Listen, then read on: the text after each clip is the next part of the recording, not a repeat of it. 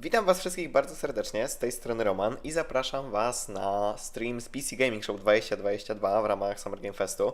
Jak się okazuje, jest pre-show od 21, dlatego na szybko odpalam tego streama. Jak widzicie, tu jeszcze sceny mam poprawione po moim bracie, który ze mną był wcześniej, także pozwólcie, że tylko na szybko to poprawiam, powyłączam te tutaj wszystkie backgroundy i tak dalej. No i za chwilę będziemy lecieć z oglądaniem tego pre-show. Aktualnie mam to zapauzowane na YouTubie, po prostu skipniemy sobie, żeby później być na żywo, jak będzie coś nieinteresującego. No i co? I zaczynamy PC Gaming Show, bo się okazuje, że jest pre-show, całość ma potrwać jakieś 2 godziny i to nie liczy się pre-show, także dosyć długie to będzie posiedzenie 3-godzinne. Ale mam nadzieję, że będzie chociaż trochę ciekawie. No ja najbardziej w sumie czekam na grę od 11 bitów i na tego The Invincible. A co jeszcze się pokaże, to zobaczymy. Także dobra, zacznijmy ten pre-show i zobaczmy.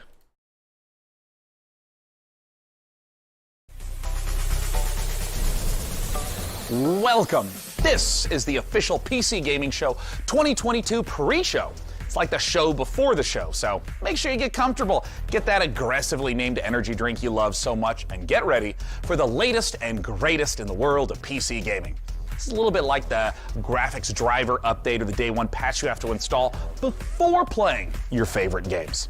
Except this is more of the day 9 patch, so gotta keep tuning in or otherwise I'll T-pose for the rest of the show. So while we apply the final dab of thermal paste to this year's PC Gaming Show, let's get things started with some exclusive trailers you can only see in the pre-show right now. Stick around. No właśnie, bo będą to jakieś ekskluzywne trailery w pre-show, dlatego odpaliłem tego streama na szybko, żeby nie było, że coś pominiemy. Chociaż coś będziemy musieli pominąć, żeby później być na żywo, tak? And you, the heir to the wizard's many secrets. Your purpose rekindled and new tools at your disposal. You work tirelessly to rebuild the once great tower, breathing new life into its empty halls.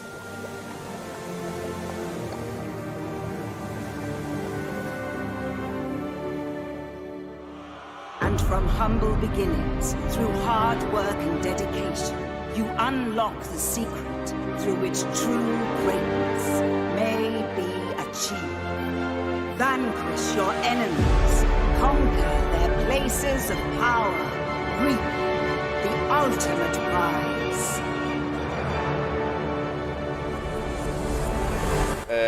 Peter, generalnie O, to Spellforce! O kurde! Boże, jakieś grałem w Spellforce'a trójkę chyba, ale byłem tak mało, nie umiałem w tą grę grać kompletnie, gdzieś tam w którymś momencie po prostu nie umiałem przejść dalej, ale pamiętam to, o Jesus Christ. Jest fajnych gier pokazywanych, ma być nowa produkcja od 11 bitów, jedna z ich nowych produkcji, a także będzie coś nowego z The Invincible. I to gdzieś przy samym początku show, z tego co wiem od mojego właśnie znajomego Michała, który pracuje nad tą grą. Także na to najbardziej czekam, a co jeszcze to nie wiem. Ale to są takie dwa pewniaki. A to jest ciekawe, ten Spellforce, ale chyba się trochę różni od tego Spellforce'a, w którego ja grałem. Wydaje mi się. Coming soon, a terrible new foe. Dobra, jako że to mi w ogóle nie interesuje. O, to czy to Hymen, czy coś w tym stylu? W każdym razie przeminiemy sobie ten trailer. Okej, tutaj.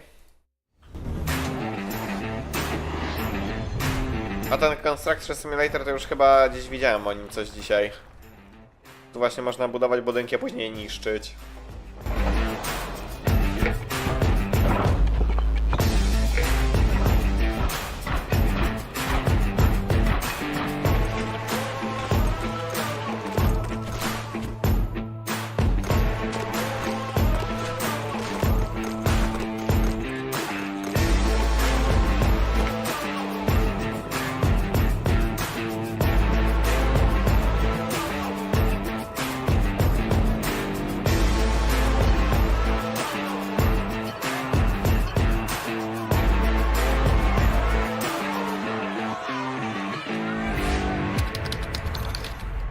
Jestem ciekaw, czy to robi spółka giełdowa z warszawskiej giełdy, notowana na New Connect. Ale sama gra nawet nie wygląda źle. Ogólnie. and a group of experienced mercenaries called Blacklist. Going stealth. Storming target. Eyes on. Going red. Closing on hostile. Taking hostile tank fire. Global Risk is an international military giant. Got eyes on hostile. Focus fire on target. Trigger for incoming firing. Be advised, we have eyes on unknown contact. What the hell is that thing? In the midst of all the chaos, a new institution has emerged called New Horizon. Initiating strike. Engaged by hostile To troops. na pewno jakiś RTS-ik. We are reporting a massive army approaching the city. Contact. Not like anything I've seen before. Ready, Commander.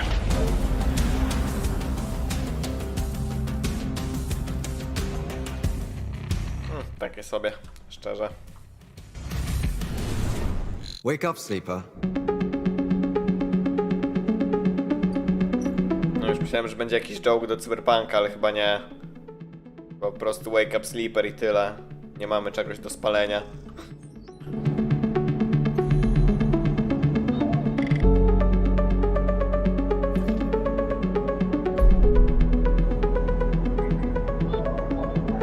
Jakaś ta gra dostała niesamowite recenzje. Mamy 8, 9.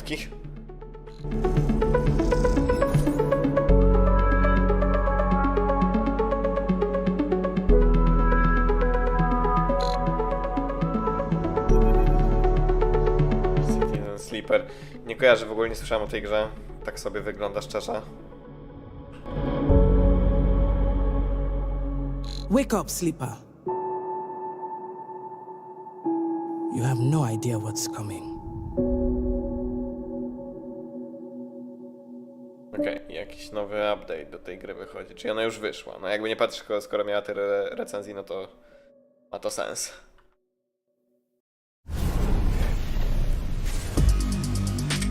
O proszę, było jakieś odliczanie podczas pre-show. Bardzo dobrze, możemy sobie skipnąć. Czy to naprawdę teraz już jest dalej samo odliczanie? O wow, no to niezły kurwa pre-show. No to teraz będziemy tak sobie siedzieć i patrzeć się na odliczanie przez 20 minut. Myślałem, że tu o nie, dobra. Hello there, gamers. Welcome back to the PC Gaming Show 2022 pre-show. And I know what you're thinking, why hasn't the main event started yet?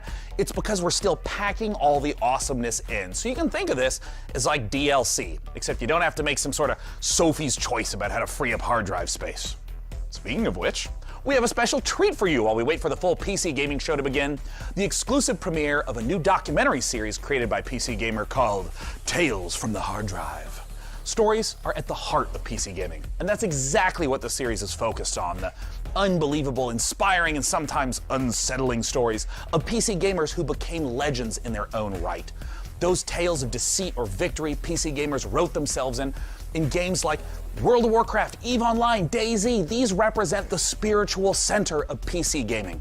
And over the course of this documentary series, PC Gamer will lionize ordinary gamers who did exceptional things. Here's the first full episode of Tales from the Hard Drive. You can watch the rest of the series on PCGamer.com or on YouTube.com/PCGamer, debuting soon. To jest zajebiste. I mam nadzieję, że będzie ciekawe. Zobaczymy, czy mnie sprzedadzą tym pierwszym epizodem. Was a one-way ticket to death. I fajnie, że byliśmy nie na żywo, bo mogłem skipnąć odliczanie. You were corpse walking. Being able to see their reaction to me killing them was the goal. I wanted that notoriety. I wanted to be feared. For millions of players, the virtual world of Azeroth is an escape. A massively multiplayer. Zresztą o WoWie, bo ja WoWa w ogóle nie ogarniam. Ale aż sobie muszę to zapisać. Tales from the Hard Drive. 2005, World of Warcraft's bustling Deathicus server wasn't a friendly reprieve from the outside world.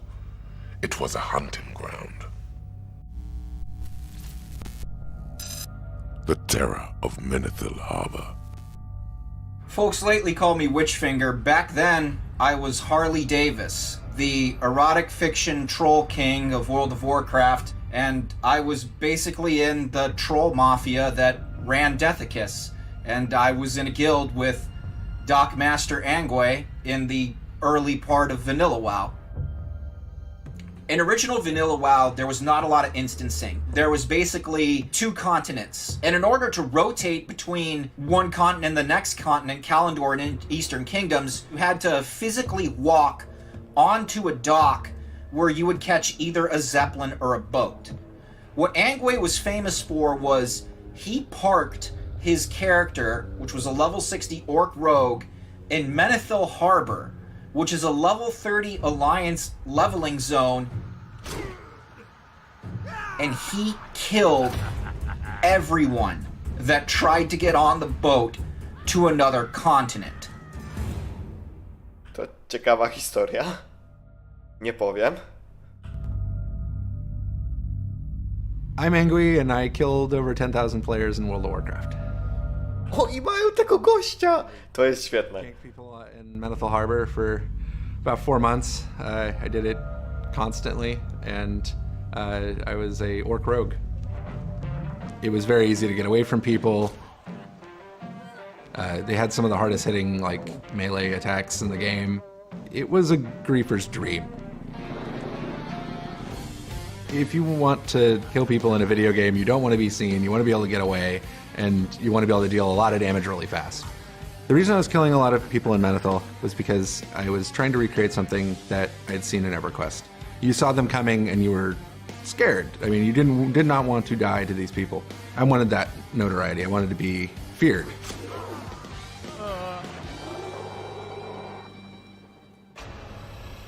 People had to come to me, and they didn't really have very many options of where they could go. I mean, it was literally a small dock that they had to walk across and get onto a boat that's a confined space. Menethil was just like the right combination of lack of guards and tricky spots that I could get away from people if I absolutely had to.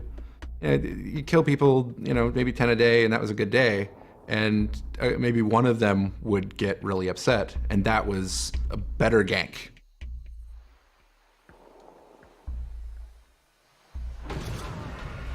Ganking, the act of killing other players, especially when they're below your level or not wanting to fight, is a controversial tradition in World of Warcraft. But Angwy's dedication to it bordered on obsessiveness, and it quickly turned him into a living nightmare on his server. I just killed people. Fajna historia, szkoda tylko, że w grze, która tak bardzo mnie nie obchodzi.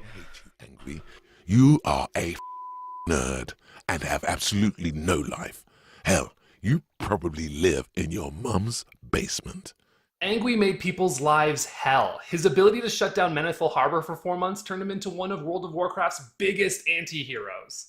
Back in vanilla World of Warcraft, back in the good old days, I was Squig, a human rogue, on the Deathicus server. Early on when I was leveling before I became part of the Deathicus culture, he was certainly a nuisance. The boat to Menethil Harbor was a one-way ticket to death. He knew everything. Since he was a rogue, he had stealth, he knew where you could hide, he knew where you could run, he knew how he could get off the boat, he knew where you were going to respawn, he knew where he was going to respawn. That was probably the first time I ran into him, because he definitely camped that boat. But just because you got to the boat didn't mean you were safe. The boat had a couple of different spots where you could go on the insides of it, and you could go up on top of it and whatnot. One of my favorite things that I could do if somebody that was trying to be sneaky to get on the boat, and I could just stealth onto the boat. We're out in the water. They think they're safe. They're hiding in a corner, and then I just kill them all real quick. And I could take down like 4 or 5 low-level people before I needed to jump off the boat. And so what you would have to do is you would have to go to the graveyard and you would have to graveyard respawn. This would cost durability, and this would also make your run back to Menethil Harbor a bit longer. Then if they stayed on the boat when it zoned, they would end up at their graveyard with 1 health, and then I'm already there. And I could sit there and kill them as many times as I wanted at that point. I think it was really frustrating for them because, I mean, they told me, but it was a lot of fun. Like it was genuine glee a lot of the time. The guy was legitimately a masterclass multiple opponent rogue. He had stealth, he had stuns, he had blinds, he had everything in his toolbox, and he knew how to use every single one of them to make sure he accomplished his goal. What made Angui exceptional was his dedication to his craft. He turned it into a science, one that sent many players over the edge. When you play a character up to like level 60, it's a pretty big time investment that you're putting into this. And then to have your character just get completely massacred repeatedly, I think it can be hard to keep your cool.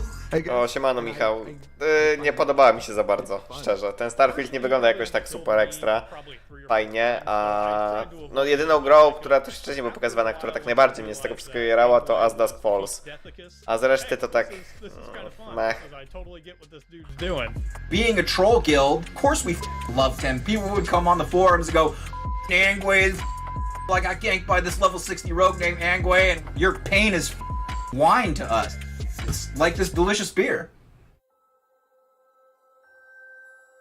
Ruthlessly killing players for 8 hours a day made him a terror.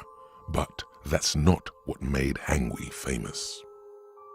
So Angui and I met. We were both teenagers, and we ended up being guilded together. We were on a horribly boring raid, and we just started talking, and we hit it off very quickly. Yay, game romance! That he was doing in World of Warcraft never seemed like a big deal to me. Killing people in Menethol, like, it was a fun prank. I don't know, it seems fine, but people are really upset. So we had this alt account named Angway Spy that was literally sitting on a tree stump in Menethil Harbor that was recording all the complaints, everything everybody said whenever he would kill them. And I would kind of edge people on and tell them that they should complain about Angway, knowing that he was probably going to capture all of that and post it on his website. That was even more fun because now he could actually get the hate mail. You were throwing gasoline on a fire. I set up a website where I hosted screenshots of people that had ganked, mainly hate tells and nasty comments. I feel like the screenshots were trophies. It showed how good I was doing at my job, I guess. Hey, Angui, go suck.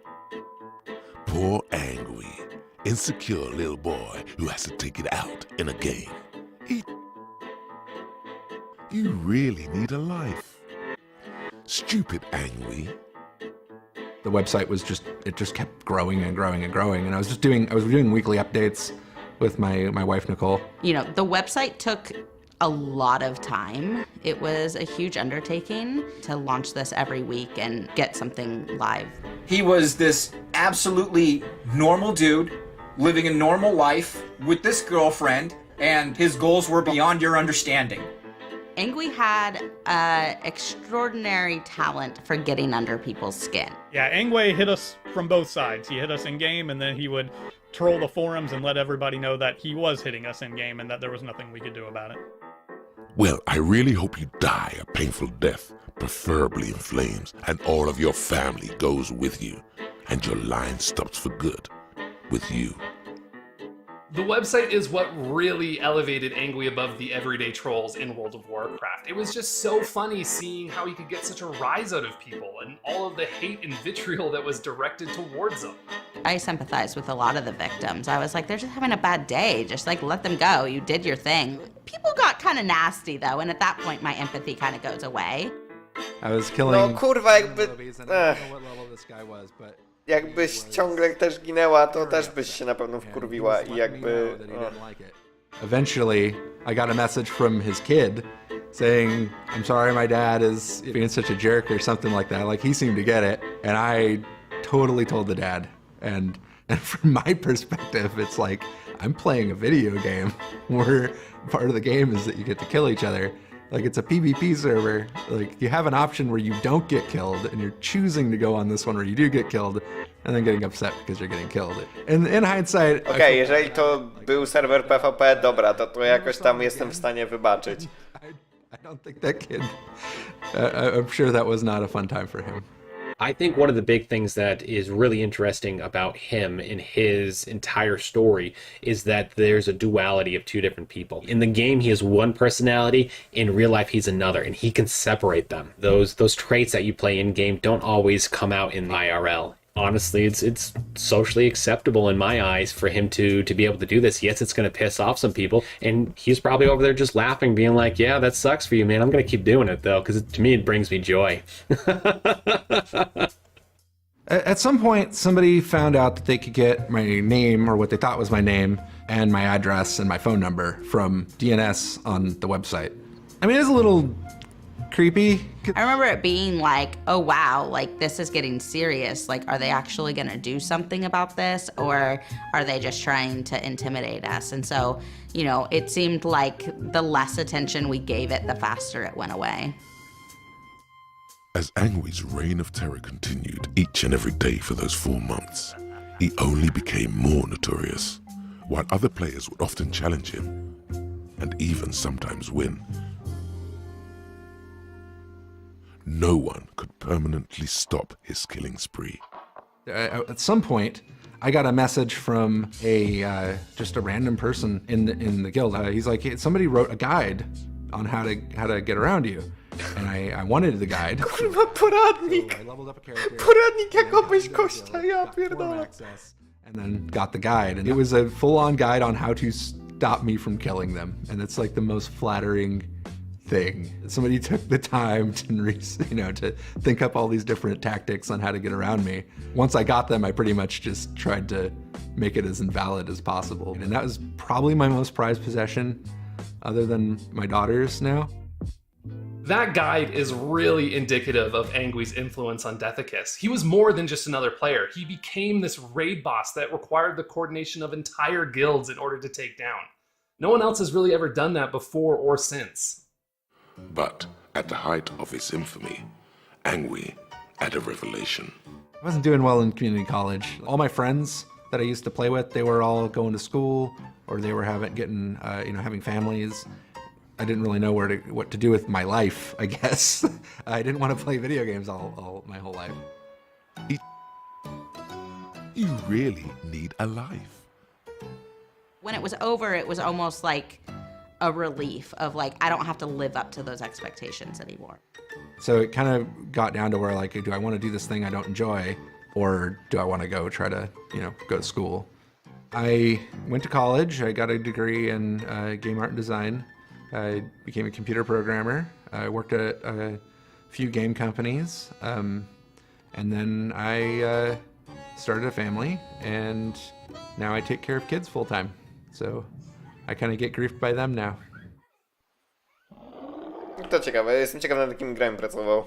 Long after Angwy quit World of Warcraft, his legacy spread and lived on. Cracked.com awarded him the #1 move in an online game, while in YouTube videos and forums and Reddit threads, players retold Angwy's story again and again. Angwy's story really harkens back to a time when World of Warcraft was just much more social. And I think players really crave that kind of freedom to write their own legacy, and that's why Angwy's story has endured. I don't know. I don't think that game exists anymore. The gaming culture has changed so much that I don't know that you'd even be able to recreate the same thing again. The best part about World of Warcraft to me was always the people. The community changed. I beat the game. I made friends. That's really what MMOs should be. That's what they are about. And if your MMO's not about that, then your MMO sucks.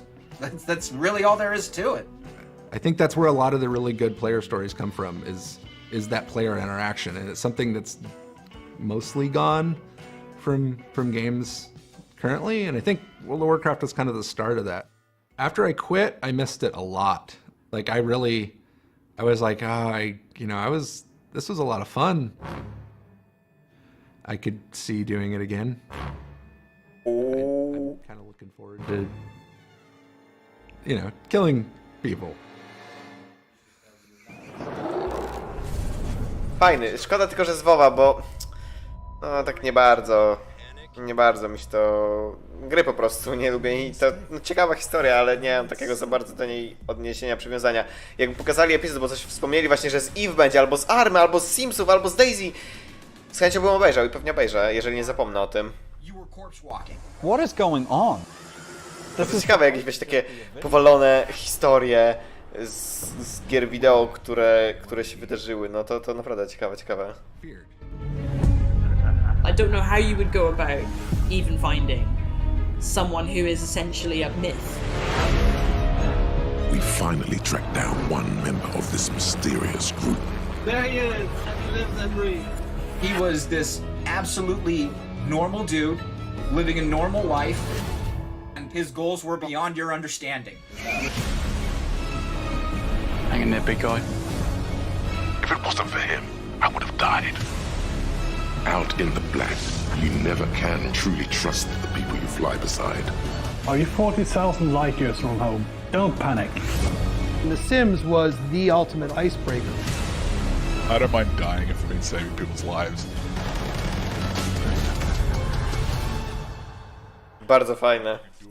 Bardzo fajne. Muszę o tym pamiętać, to gdzieś obejrzeć. Szczególnie te odcinki z tych gier, które mnie interesują. Jak na przykład właśnie Arma, albo Simsy nawet. Kurde.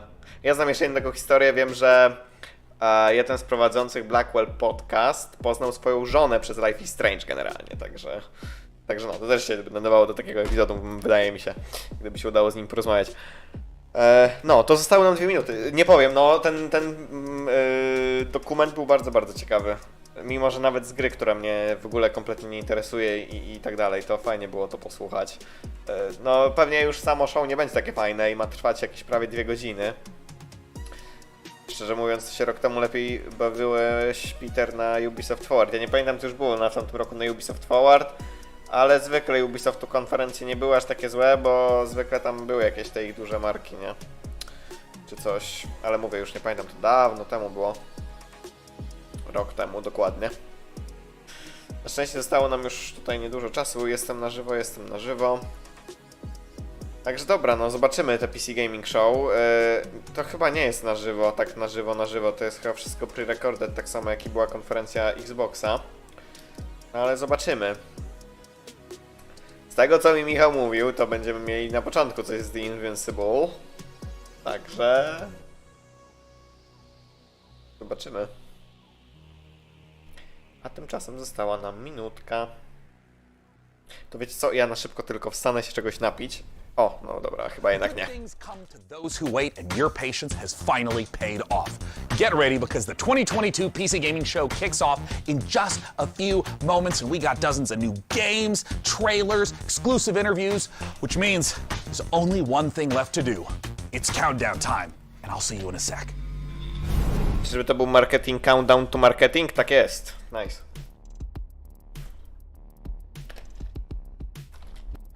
No właśnie, każdemu, kto nie ogląda konferencji Devolvera, polecam. Bardzo fajna była.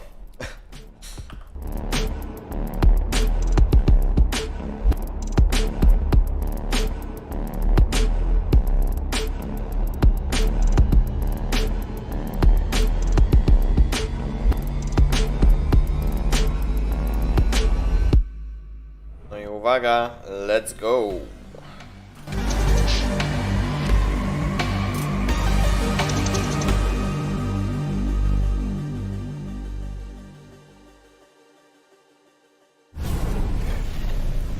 Hey everyone, welcome to the PC Gaming Show 2022. I'm Day 9 still, one of your hosts, joined again by the amazing Mika Burton. Hi. While we may look like elaborate Unreal Engine renders, we are here in the flesh, as is the hardware, bringing you the best and brightest in the world of PC gaming. Over the next 2 hours, we are going to showcase a metric ton of killer upcoming PC games through world premieres, exclusive interviews, and a few surprises along the way. And you, the folks at home, might even be able to win yourself a fancy computer if you play your cards right.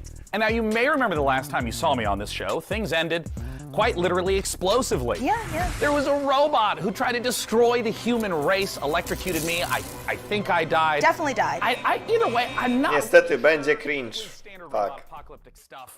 Just minus the overbearing anime dad and existential crises. Yeah, well, actually, what happened to DevBot anyway? Wasn't he supposed to come back for this show for, Yeah. like, Revenge of the DevBot? Ah. Well, he's dead. Oh. We melted him down to try to make our own graphics cards since they're still hard to find, and I would say he's in a better place. But I played Cyberpunk 2077, and he's not. Ooh, that's pretty dark for the start of the show. Or nostalgic. Aw. But none of that matters because the show actually took place in a parallel reality. All right, so you're telling me there's actually a multiverse? According to the writers who told me this 5 minutes before we went live, I am saying there's a multiverse. All right. We're now apparently on Earth 3, which is not to be confused with E3 because this show is still happening. Oh, and we are so thrilled to be back as a part of this weekend full of celebrations of gaming by putting the spotlight on something near and dear to our hearts. PC gaming. And so, without any further ado, it's time for my favorite part.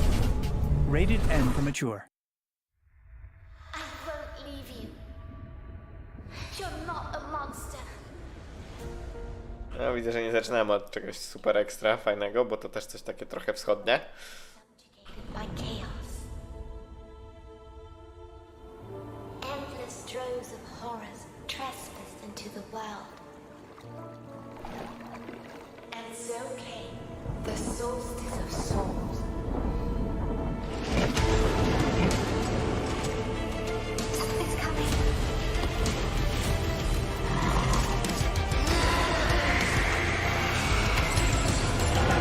Between death and transcendence, a chimera chooses death. Show us what you got!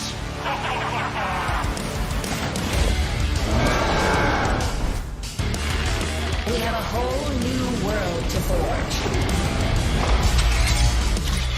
May the judge have mercy on your souls.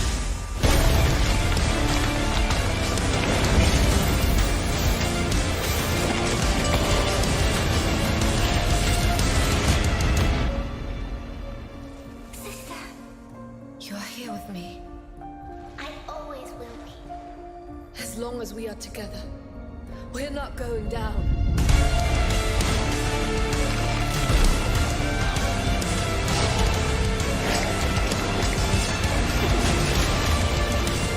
They wanted yet another monster. They shall have one. No! You must resist it! No, jak mówiłem, takie... mech.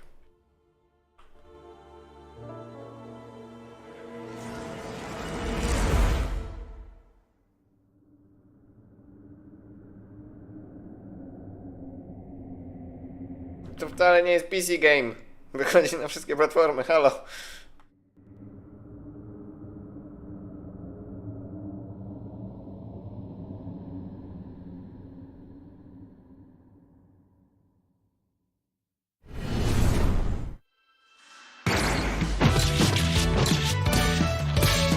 No i to tak samo nie dla mnie, przez stylistykę głównie, ale i pewnie przez gameplay, bo to jest gameplay mniej więcej, pewnie.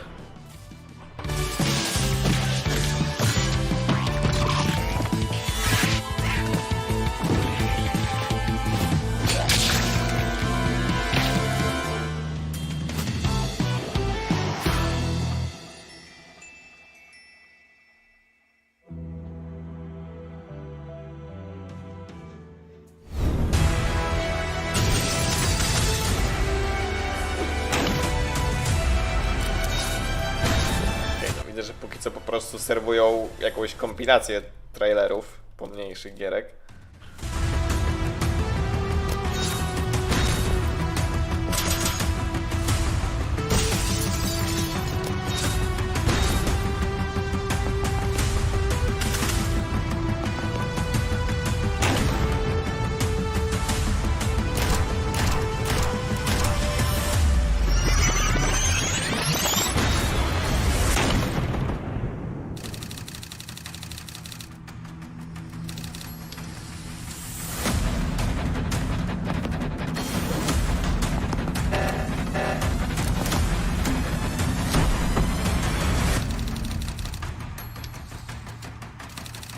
Nie powiem, tak generalnie gameplayowo wygląda nawet spoko. Takie XCOM-owe, No jak skamowe po prostu. Granie.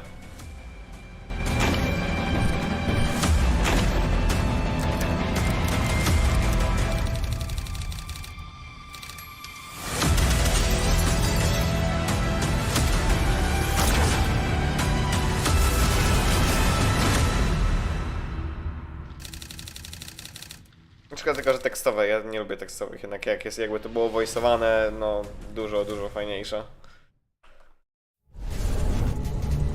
You just saw Tactical Breach Wizards, a turn-based game of sorcery and SWAT team strategy from the makers of Gunpoint and Heat Signature.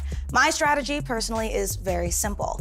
Breach, bang, clear, magic missile, dramatic flourish, abra, cadaver. Get it? Cadaver, dead body. Anyway. Next, we have a solution to the age-old problem of not having time to read and play video games. Just do both at the same time, obviously. Star Wars Industries has you covered with their sci-fi thriller inspired by... Czyli tak, Michał, o 21:37 pokazujemy Invincible. Zajebiście, papieżowa. Właśnie się kończy papieżowa, ale rzeczywiście, no 21:37 dostaliście specjalną godzinę.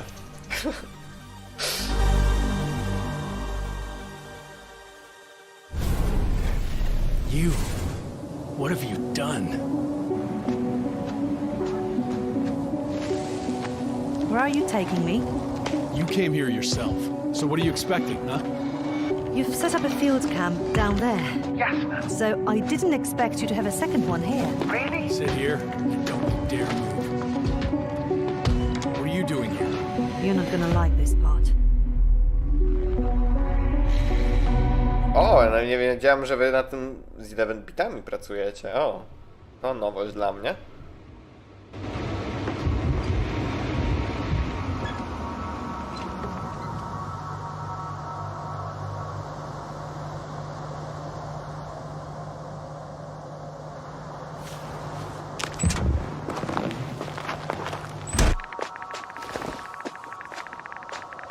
The radiation level is growing rapidly. It's starting to get interesting. I'll pretend I didn't hear that, Doctor.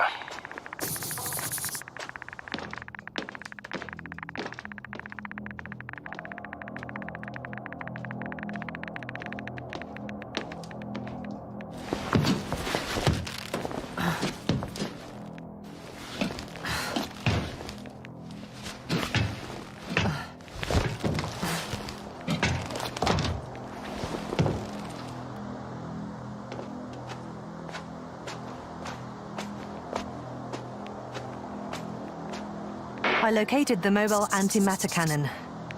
Another one? How many of those did they... Is it active? Dead. I admire your composure. Wait, someone's here.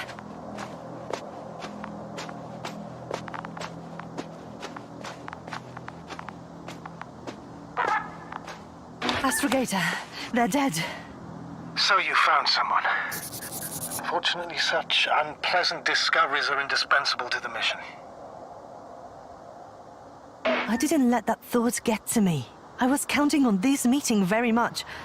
At worst, it could have been another abandoned place, but not this. But what exactly?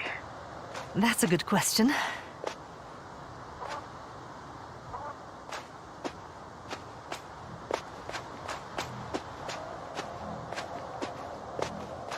I'm getting into the recorder.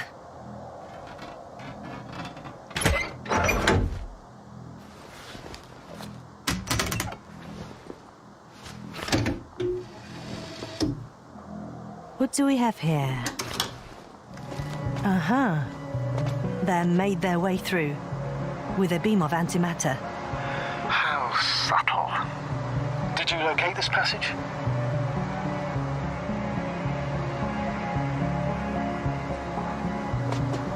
I'm looking at it now. They pierced a hole several meters in diameter and several dozen meters long.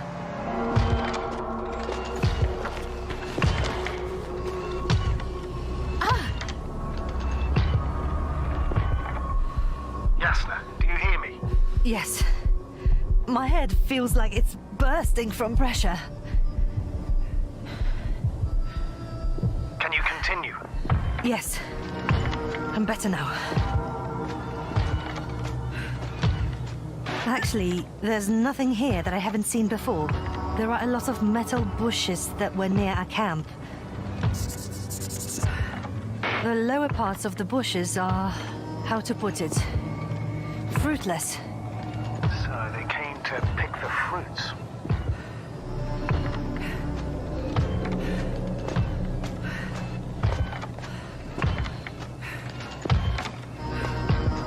This robot looks like it has started its task and got stuck. What task? This is one of the robots carrying containers with research material. It took the container, but never left that place. Why do you think it's stuck? Well, it goes in circles using the same path. Okej, czyli, no dobra, bo trochę się może w końcu odezwę. Powiem tak, zajebiście mi się podoba, ta gra wygląda prześlicznie. A czy to jest taka typowa gra eksploracyjna? Bo jeżeli tak, to generalnie bardzo mi się podoba póki co. Też te wszystkie interakcje, ja bardzo lubię QTE i tak dalej, także te wszystkie interakcje, które trzeba naciskać, to jest zajebiste. Fuck! It's getting up! What, a robot? No! Antimat! Come on, Yasna. Run! Hide!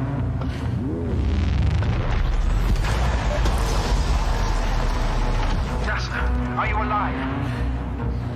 Yes, it's fucked up the robot. What's it doing now? Oh no.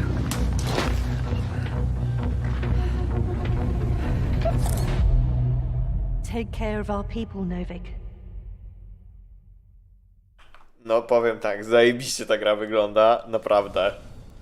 It's time to take a pit stop at the nearest dungeon to prove that chivalry isn't dead. Zdecydowanie lepiej wygląda ten Invincible niż większość gier, która była pokazana na całym Summer Game Festie. W sumie bardziej tam się chyba tylko podobał no, As Dusk Falls i ten, Boże, Plague Tale nowy.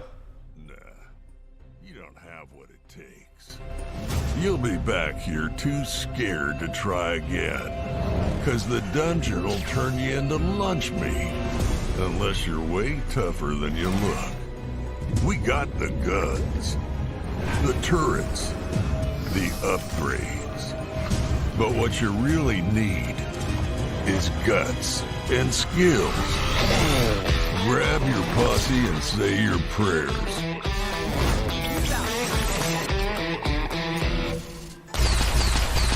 Be the first to play, to die,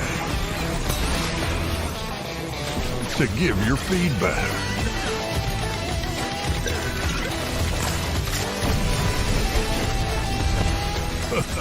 Do you have what it takes?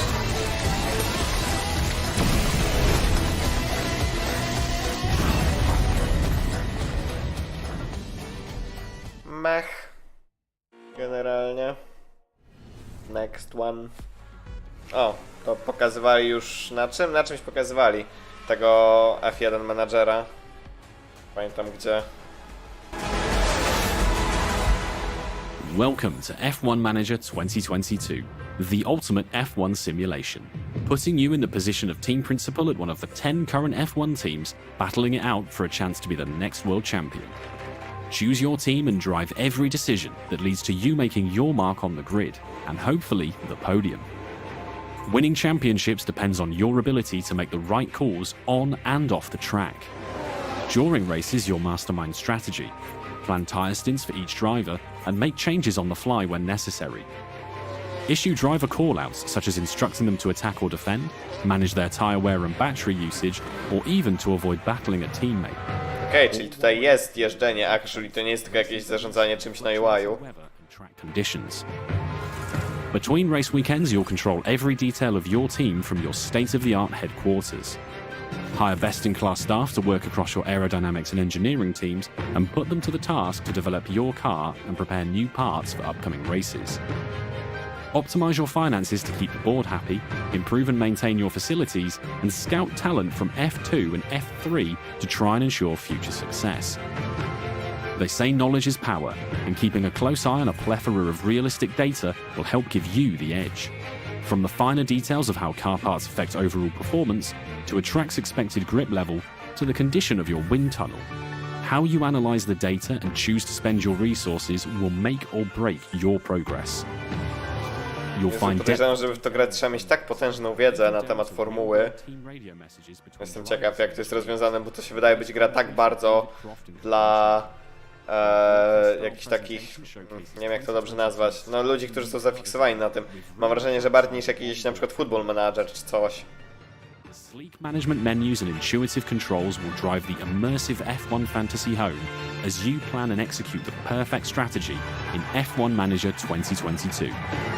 Pre-order the digital version now for early access from August 25th.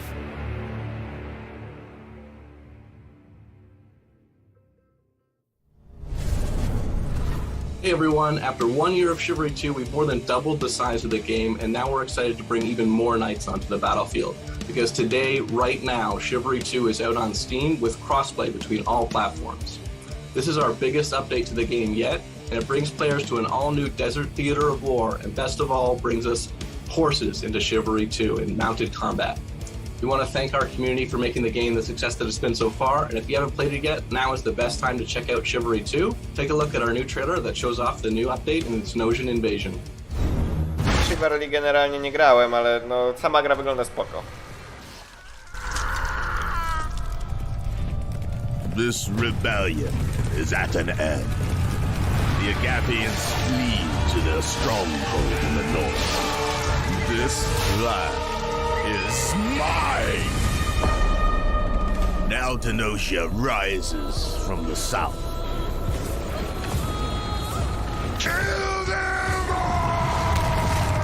Throw the dogs back into the desert.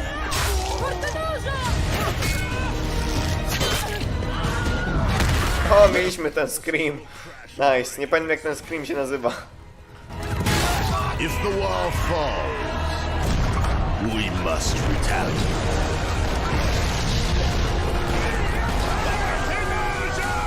Ready the ships! Long has Tenosia remained safe from my fury. No more.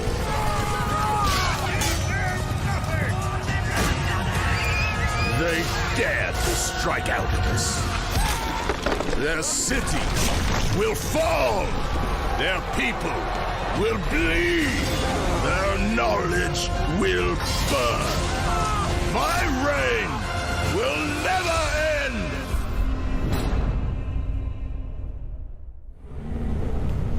Hi everyone, I'm Phil from Sweet Bandits, live from Quebec City. Really glad to be here today for the PC gaming show. We'll be showing the first trailer for our game, Deceive Inc. It's a multiplayer competitive spy game where you get to use social stealth, high-tech gadgets, and powerful spy abilities to try and get the upper hand. We've had the chance of working with Tripwire Presents on the project, so this is only the beginning. Please follow us on social media at Play Deceiving to learn more. We'll be releasing the game in early 2023 on PC, Xbox Series S and X, and PS5. Thank you so much, and let's enjoy the trailer. Good afternoon, agents. Your mission is simple. Infiltrate the frozen coral underwater hotel and retrieve the blueprint of a powerful weapon. As you know, Deceive Inc.'s company policy is to deploy multiple agents to ensure the mission's success. But only one will get the paycheck. Do whatever it takes, agent, and be careful out there. Try your best. Let's see if it's enough. Booyah! Była jakaś taka gra, gdzie się szpiegowało, nie pamiętam jak się nazywa. To jest trochę chyba rozwinięcie tego pomysłu, wydaje mi się. And they thought it was secure. In the end, I am victorious. They're really not gonna make it easy for me. Gotcha. Is that it? Right on target. Outskilled and outgunned. It can't end like this. Target acquired. Moving to rendezvous point. All done. Really? Mission complete!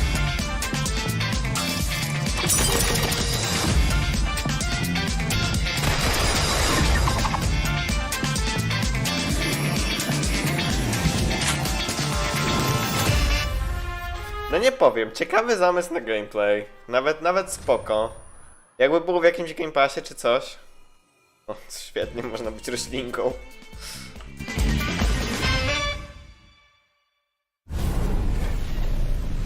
Let me ask you something. Do you ever have a reoccurring dream that you really wish would come true? I mean, mine personally involves a flight of unicorns and a Valkyrie army on Pegasuses, but you know, yours may be different, but you know, somehow I doubt it. This year, we've partnered with the PC builders at iBuyPower to bring a very different dream to life. My dream PC room. Teraz kurde nie pamiętam, bo chyba od iBuyPower Gamers Nexus recenzowało jakiegoś gotowca i nie pamiętam, czy był dobry, czy był chujowy. Na pewno podejrzewam, że mógł być better than Dell, ale... The beating heart of any PC gaming dream room is, of course, the rig, so let's start there. As you can see, the mad geniuses at iBuyPower have built an absolute... Fajnie, że Corsairza rzeczy, bo akurat rzeczy od Corsairza są naprawdę świetne, mam sporo.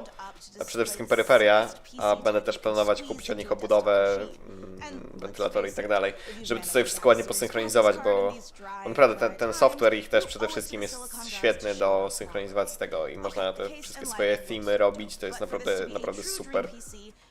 More than just state-of-the-art drip. Luckily, the substance matches the style. So let's check out the guts of our dream PC, and trust me, there's plenty of power crammed in. The big question, though, is what pixel pusher iBuyPower has used, and you won't be disappointed with an overclocked RTX 3090 from Gigabyte, right? O kurwa, to musi być kurde tak drogie. And the power to smash through any game you throw at it. The graphics card is the rig's MVP, but any superstar needs some dope backup. And the fastest gaming CPU around, the Intel 5.5 GHz Core i9 12900KS with 32 GB of DDR5 RAM and 2 TB of seriously fast RAM od Eidaty, a nie na przykład od Corsairza, żeby to fajnie zsynchronizować. Plus ta obudowa wydaje się być bardzo mało oddychająca, a karta graficzna jest dosłownie przy szybie bocznej, także oddychać to tam za bardzo pewnie nie może. Tylko na pewno czegoś takiego Gamers Nexus nie testowali, dlatego że oni nie kupowali aż tak drogich prebuildów. RGB? Well, of course! The keyboard and mouse both light up like Atlantic City on a Saturday night. And yeah, you can turn it off so you can actually get some sleep. You can find out more about this gear feature today over at iBuyPower.com, but I know what you really want to know. The info on how to win this beastly setup. So here are the details. Thanks, Mika. Yes, folks, it couldn't be easier to enter our Dream PC giveaway. For your chance, just head over to pcgamer.com/dreampc and follow the simple instructions. There, you'll find a complete breakdown of the prize, which, don't worry, also comes with some very swish... A zobaczę, co to jest. Good luck, gamers. That is right, just head over to pcgamer.com/dreampc for your chance to win. But for now, let's get back to the games. From Kepler Interactive and A44 Games comes Flintlock, The Siege of Dawn, an action RPG from the team behind Ashen, where gods and guns collide. Ogólnie strona nie działa. Wywala błąd przy jakimś formularzu, gdzie można się zapisać, także może później to sprawdzę jeszcze. Instead, they unleashed a pestilence on our world. No one yet knows if you can kill a god. I, for one, intend to find out. No to jeżeli to jest, Michał, właśnie Walking Simulator nastawiony na głęboką fabułę i wybory, super. To coś bardzo dla mnie. I to dzisiaj podpisali się to z bitami, ale właśnie, bo była jakaś plotka wcześniej, że 11-bici pokażą swoją nową grę, ale to nie jest to, tak? Jakby oni was tylko wydają i coś jeszcze od 11-bitów będzie.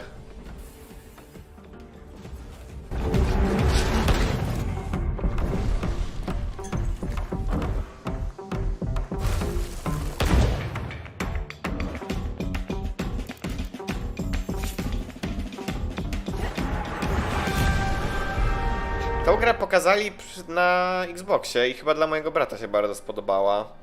I chyba nie mógł jej znaleźć później, bo ona ma jakiś tytuł na N. Zaraz zobaczymy, bo to jest zupełnie ten sam trailer, który był na Xboxie w momencie.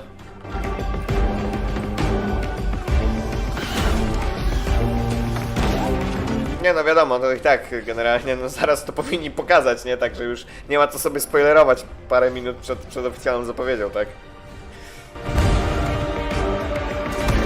Ogólnie wiadomo, oni podali do informacji publicznej, że pracują nad 7 grami. Albo nie wiem właśnie, czy to było, chyba nie pracują, no, że ogólnie gdzieś działają przy 7 grach i jedna z nich ma być pokazana. A nie, to ten Flintlock. Ale to też dla mojego brata się podobało po Xboxie.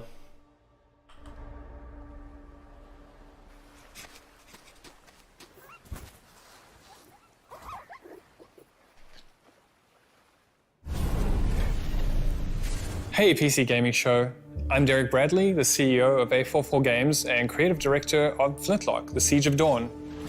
Flintlock is set in a world ruled by old gods, and so as humanity, you now have the power of black powder and bombs and flintlock rifles to finally overthrow the gods and take the world back. You'll play as Nor, a Blackstream sapper, one of the elite explosives experts of the Coalition forces. Nor herself has a personal vendetta against the gods and will stop at nothing to get her revenge. But you won't be going it alone. Where Nor brings firepower, her fox-like companion Enki brings magic to the battlefield.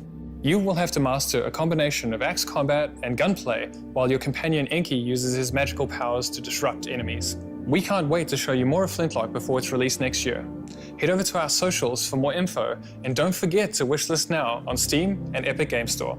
Have a great show. Coming up next, a mysterious new sci-fi game from 11-bit Studios. The proszę bardzo. Przed chwilą o tym rozmawialiśmy. We'll also show you what's next for Outriders from Square Enix and People Can Fly. Plus, if you look back on high school and think, you know, those 4 years would have been better if I was fighting literal demons, you're definitely going to want to study up on our next world-exclusive independent game inspired by the Persona series. Chug your health potions now because there is so much more PC gaming show coming your way. Before we go, the folks at Compass Data Centers have a little quiz for you. How much higher is 5G's data capacity compared to current 4G networks? Scan this QR code and answer the question for a chance to win $500 worth of stuff from Razer, or visit gaming.compassdatacenters.com. Okay, now back to the PC game. Nie znam odpowiedzi na to pytanie. Nie mam tego pojęcia. O, znowu mana. Sponsorowali... Co oni sponsorowali? Coś sponsorowali. Pamiętam co. Mana is the best gaming rewards debit card where you can earn perks and points by paying and playing and get rewarded with the things you actually want, like that skin you can't wait to show off or your next gear upgrade. So why pay any other way? Pay with Mana. Pay with power. Mana. Game the system. So I know what you're thinking, and the answer is yes. It's time to talk about The Alters, the brand new game from 11-bit Studios. The Warsaw-based studio made us cry in this war of mine, make difficult choices in the face of climate apocalypse in Frostpunk, and battle encroaching corruption in Children of Morta. The Alters sends us to the deepest, darkest reaches of space, in a survival story that is guaranteed to give you an existential crisis, in a good way. This is a really big moment for this year's show. I can't wait. Let's take a look. No tak, no to jest jedna z większych zapowiedzi tak naprawdę. Zupełnie nowych.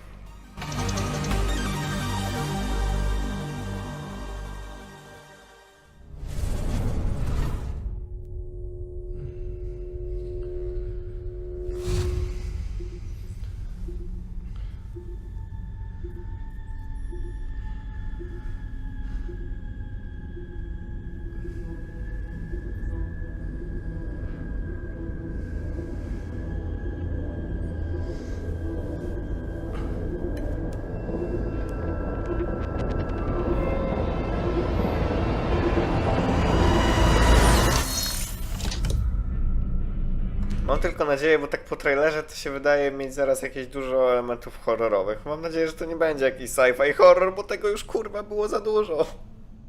I będzie za dużo.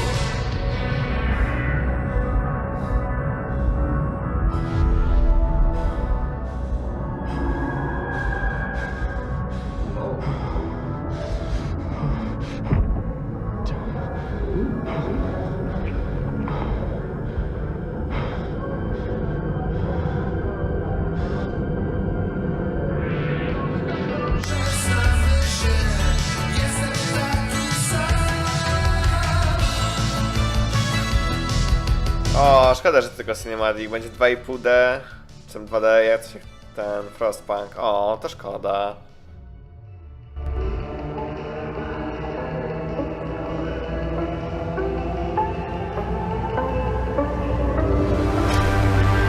Okej, ten shot wygląda ciekawie po wyjściu z tamtego. The Altars. Ich ostatnia gra w tym stylu. Okej. To zawsze jakieś dodatkowe info. O, jest owieczka. Fajnie, że jest owieczka. Joining us now to talk about what we just saw all the way from Poland is Tomasz Kasilewicz of 11-Bit Studios. Welcome to the PC Gaming Show, and thanks so much for joining us. Thank you so much. Hello. Okay, there is a lot to unpack there. We got clones, we got this huge wheel. Tell us, what did we just see? Well, first of all, these guys were not exactly the clones. We saw Jan, our main character, who's traveling with a group of the Altars, who are the alternative versions of the same person. And they are going through this distant alien planet in their mobile base, which was the wheel you saw at the end. So what's the player's goal as they're progressing through the story? So you are a space builder stranded on this distant planet, and your goal is to survive and find a way back home. But the thing is, in order to do so, you need to create those altars, as each one of them have different set of skills and character traits. So these are things necessary for your survival and finding a way back home. So from the trailer, tonally this could be a horror, a thriller, a mystery. What should players expect? Actually, there are bits of everything you mentioned. Like, there is this mystery as we're looking deep into the soul of the character, but what you find there can also be pretty scary. So there are those beats of psychological horror and drama, but then on top of it we have this quite thick layer of surreality. I mean, how surreal would it be to one day, you know, wake up next to a little different alternative version of your very self? Now, there's a quote that you shared with me earlier, that man cannot remake himself without suffering, for he is both the marble and the sculptor. How does this quote relate to the story? So this quote, it relates directly to the main theme of our game. We as people, we are shaping ourselves every single day with every single decision that we are making. This process, the whole process of becoming who we are, it can be quite painful at times. But in our game, Jan, the main character, he has this unique possibility of not only shaping himself, but also reshaping himself and numerous times with every single altar that he is creating. Do you see this as more of a classic sci-fi story, something like a Ray Bradbury work, or is it something more contemporary? Well, it is very classic sci-fi in a way that we are taking a relatable topic and we are using the sci-fi theme, we are using the sci-fi setting to look at it through the magnifying lenses. But then when we're choosing the tools, this is a very contemporary game and we're taking advantage of what video games are as a medium. So we're using tools like systematic design and non-linearity in order to put the players in the middle of the experience and in the end allow them to create their own stories inside the game. I wanted to ask a little bit about the relationship of your previous titles to the Altars, whether there's any narrative or themes or even just influence that those games had on this one. Well, the Altars is purely 100% our game, 11-Bit Studios game, and it's created in line with our meaningful entertainment philosophy. So it's a game we hope that it will make you think even after you stop playing it. This war of mine was this first huge milestone. It paved the way for all the future titles. And with Frostpunk, it was taken to another level with the strong focus on the emergent narrative. And now with the Altars, we want to follow that path, but we also really want to push the boundaries even further and expand on how we approach meaningful topics inside the design of our games. Thanks so much again to Tomasz and the whole team. Okej, czyli nic więcej nie pokażą, jeżeli jak wygląda ten gameplay, o którym Michał mówisz. Ale później możesz zobaczyć stronę na Steamie, bo tam pewnie to będzie.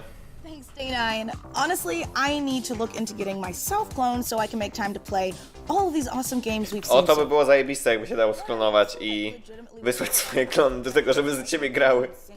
Ale żeby też jakby mieć ten experience grania w jakąś grę.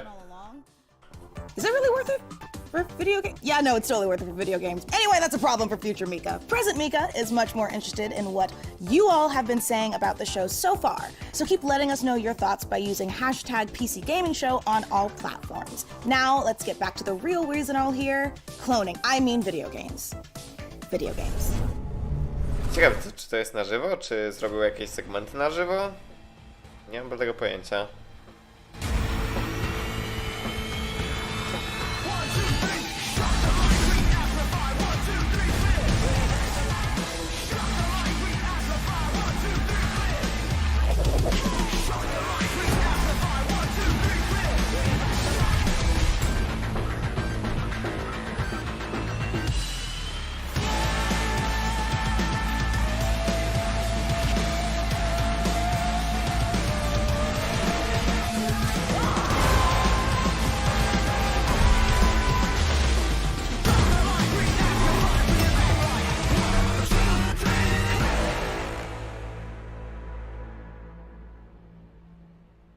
Czyli to jest do Outriders, gry, która mnie w ogóle nie interesuje. O, to ta gra, gdzie się miksturki, gdzie się jest tak jakby Wiedźminem, ale nie do końca.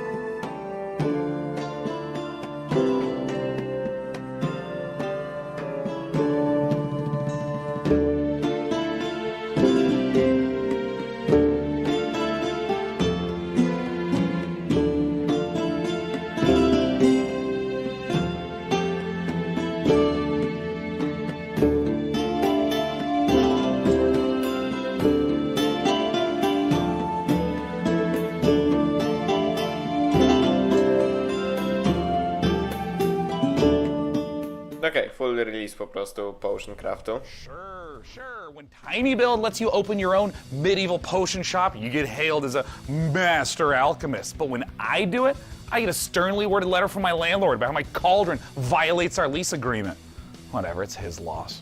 But more importantly, folks, we promise you the maximum amount of games humanly possible, and we aim to deliver quite literally.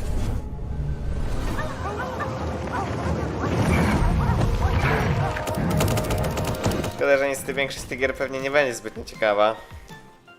No ale cóż. W sumie to dwie największe rzeczy, na które czekałem, już za nami, a jesteśmy nawet nie w połowie. Także to będzie ciężkie do wysiedzenia, coś czuję.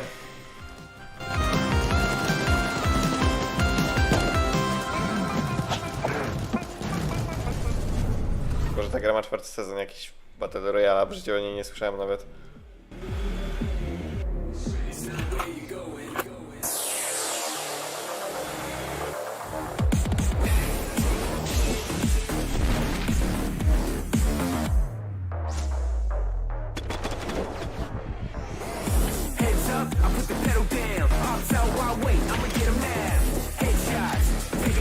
If you take what's mine, I'ma take it back. On the highway of life, one day we all crash. It's not where you're going, the question's how fast.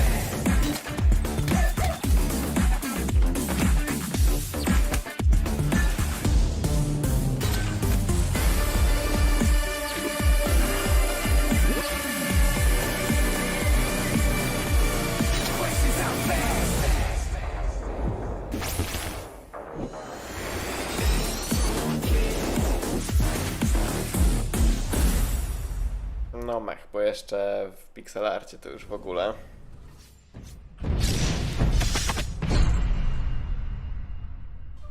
Before your eyes lies the Celestial Islands, a world of peace above the clouds, protected by 4 great houses.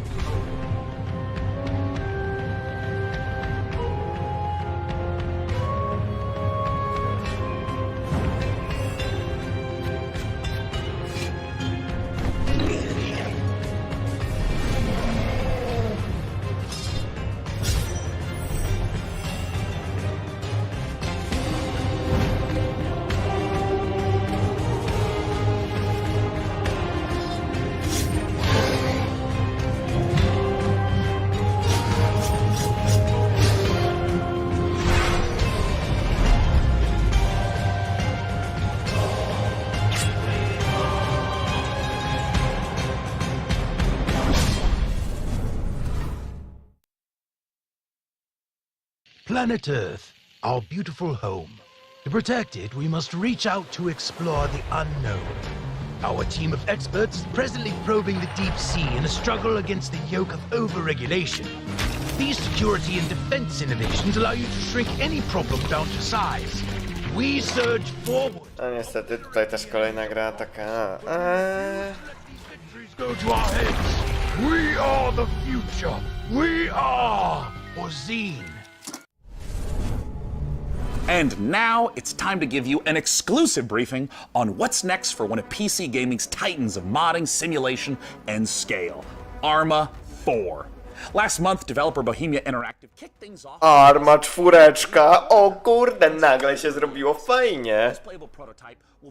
Arma Reforged jest podobno chujowe jak barszcz, ale... We have a ton of questions about the future of Arma. I mean, after all, this is the series that helped birth the survival genre through DayZ. Oh, and also this other little niche genre you may have heard of called Battle Royale. To help us peer into the future for this project, we've got none other than Bohemia Interactive. Thank you so much for joining us. So as of right now, Arma Reforged has been out for about a month. What is it that you've been learning or seeing from players? At first, we've learned that players like Reforged a lot and they appreciate the work we've put into it. We also realized they like modding a lot.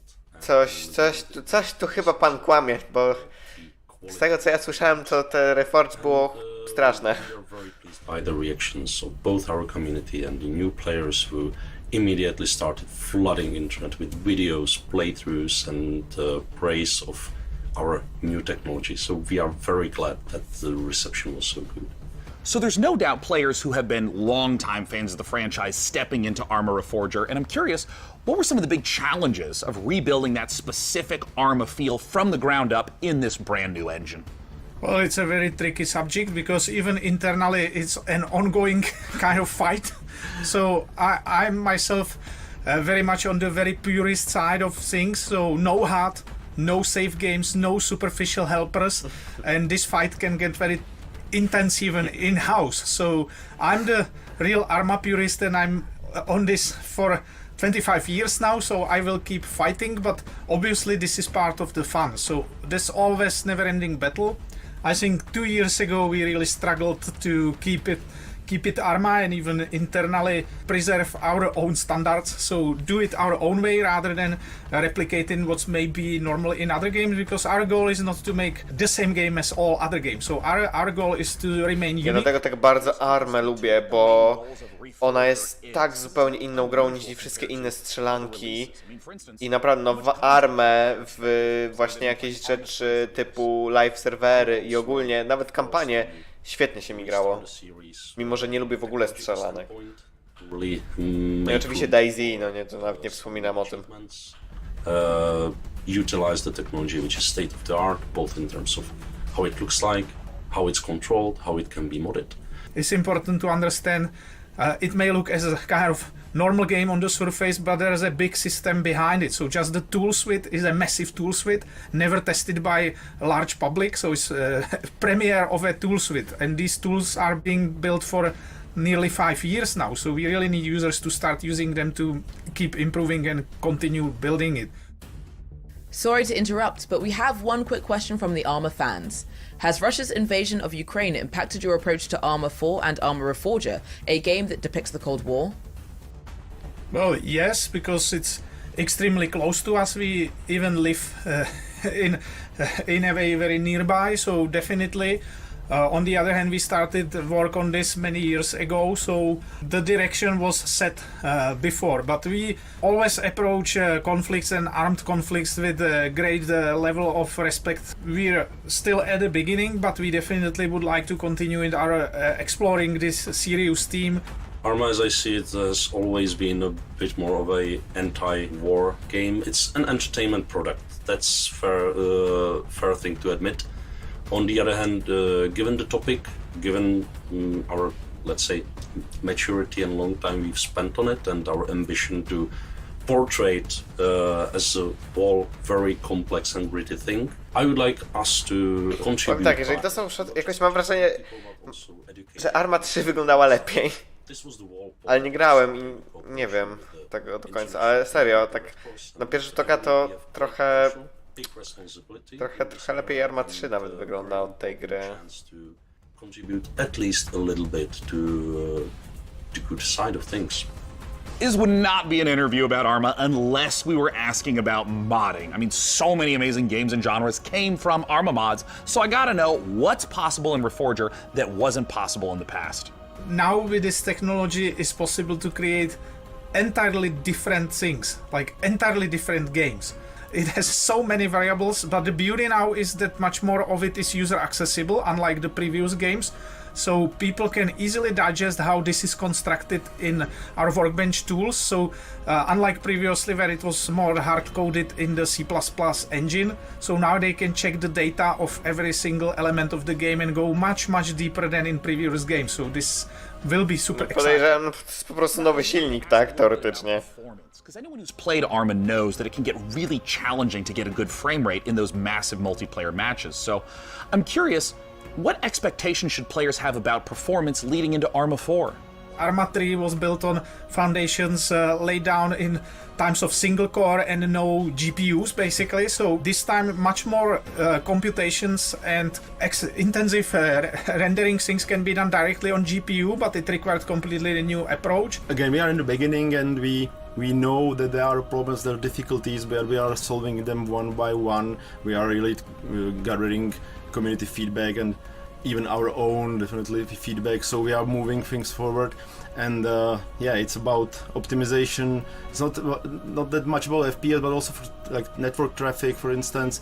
When you have this massive multiplayer game, it's a huge challenge. Server performance, of course, and all the technical things. So we are moving forward. Thank you so much again, Bohemia Interactive, for giving us the inside scoop on both Arma Reforger and Arma 4. Myślałem, że może coś bardziej pokażą generalnie konkretnego o Armie 4, no ale nie. Ranging from the subaqueous to the subconscious with the latest from Shiro Games. Hold on to your butts because front-end development spared no expense on the new Jurassic World Evolution 2 expansion, and get your crowbars ready for Half-Life Alyx Levitation, a special project from some very talented modders. Oh modders, what would PC gaming be without you? While we're here, Kiedyś muszę w końcu zagrać pewnie w tego Alyxa. Which parts of the world use the most bandwidth for gaming? Answer this question for the folks at Compass Data Centers and it could win you a $500 Razer gift card. Scan the Podejrzewam, że gdzieś w Korei, albo w Japonii, albo w Chinach. Gdzieś w każdym razie w Azji. But the publisher has a lot more than its medieval sandbox RPG on the way. Up next, we'll hear what's up with Shiro's slate of projects, and stick around for the debut of two completely new games, Decarnation and Abyssals. Hey everyone, thank you very much for the invitation, Mika. I'm James, and I can't wait to show you everything that we've got prepared for you today. So it's been a crazy couple of months for everyone here at Shiro Games, with Dune Spice Wars marking the most successful release in the history of the company. To ci od Dune Spice Wars, okej, to jest świetna gra. O, to jest coś, czego oglądam teraz serię u Trashing Mada na Twitchu i właśnie on stwierdził, i tak jak gameplay oglądałem, no naprawdę gra wygląda świetnie, a w multiplayer to już w ogóle by była świetna i wychodzi w czerwcu, proszę bardzo. After 5 years and nearly 3 million units sold, Northgard's story finally continues. In a new chapter set shortly after the events of the first campaign, Ragnarok has decimated the lands of Northgard. Long-standing alliances have been broken. Violence and betrayal now plague the continent. Forced to depart what they once called home, our heroes arrive on unknown shores and find themselves confronted by unfamiliar faces in a dangerous new realm. This Northgard expansion arrives this winter.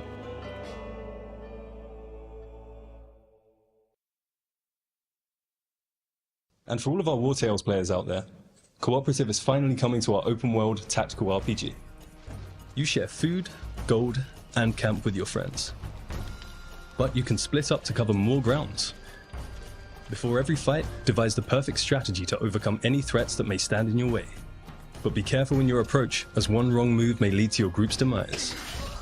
The co-op update will allow you to play between 2 to 4 players, and it will be available this summer. Ja nawet tą grę gdzieś mam na jakichś wishlistach, bo on wygląda spoko, ale oczywiście no, czasu nagranie.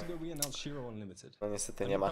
Created by indies for indies, and we are very proud to announce 2 new titles coming from the Shiro Unlimited family.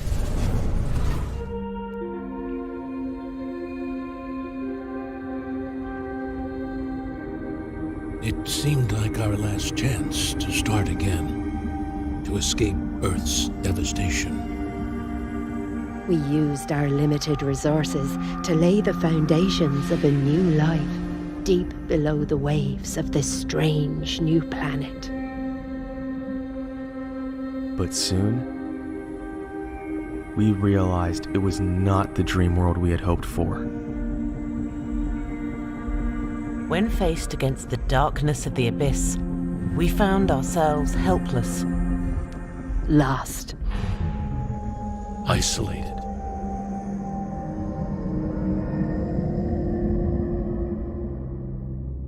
Nie wygląda jakoś super ekstra.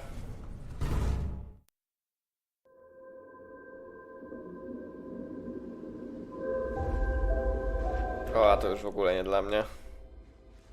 Takie RPG... jak to się nazywa? RPG Maker chyba, nie? No nie bardzo.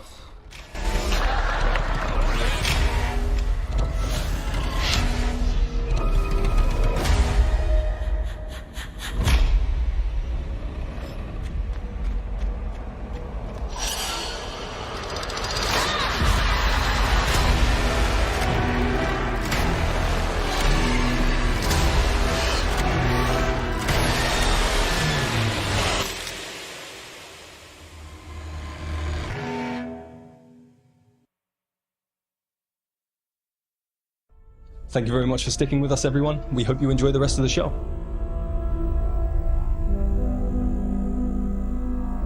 Jak mówię, no te Dune Spice Wars jest fajną bardzo grą, a przynajmniej się wydaje, bo nie grałem, ale ta reszta, co tutaj pokazali, to tak meh. You confronted your inner demons in the retro dream horror of decarnation. Next up, how do you rebuild a city in a world set after the collapse of civilization?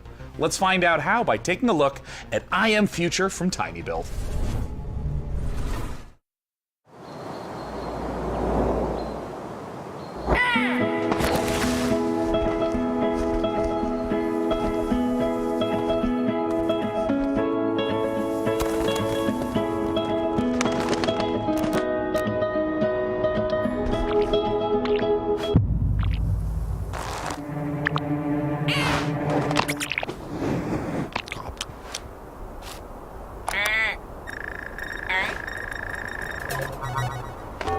Warning, hibernation aborted. Your total hibernation time was 6 years, 6 months, 5 days. Welcome to Eden, your new home. Huh? I have no idea where the hell I am. But damn, this place is gorgeous.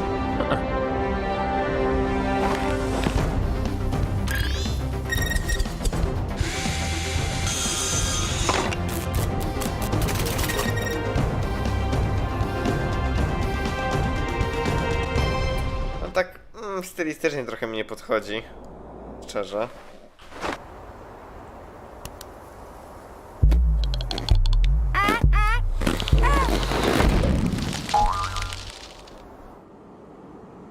Okej, ciekawy był ten robak, nie powiem.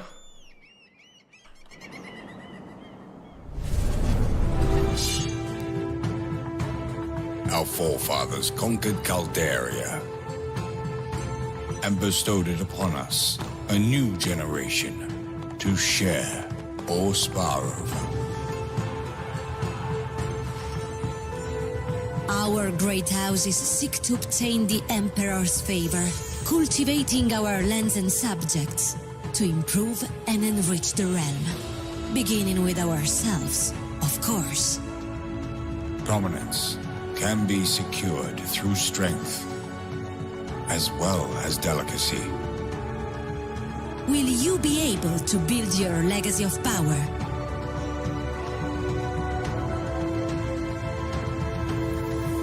Join the great houses of Calderia. Takie nawet bym powiedział. For these next trailers, It's true. They do move in herds. That was so much. The thought process is simple. God creates dinosaurs, God destroys dinosaurs, man destroys God, man creates video games to play with dinosaurs. But just be warned that one of these trailers might come as a bit of a shock to the system.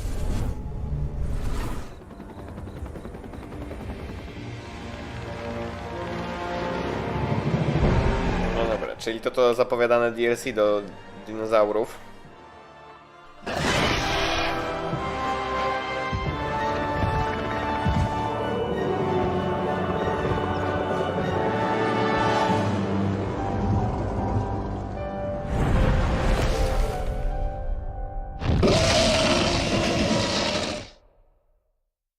Dużo nie pokazali. PC gamer. Humans interfacing with computers for their own entertainment. The very notion disgusts me. Look upon my works, foul creatures, And weep at its magnificence. It is a beautiful day on Citadel Station. Humanity is on the verge of a new era. I, Shodan, am its new god. Look at you, hacker. A pathetic creature of meat and bone. How can you challenge a perfect, immortal machine? You are an insect. You are nothing. I create. I iterate. I fuse flesh and steel into perfection. Okej, czy jakieś pojebane AI najwidoczniej jest tutaj przeciwnikiem w grze. My children, hacker. Their blood is on your hands. You will suffer for your transgressions. These are my avenging angels, and they will have retribution.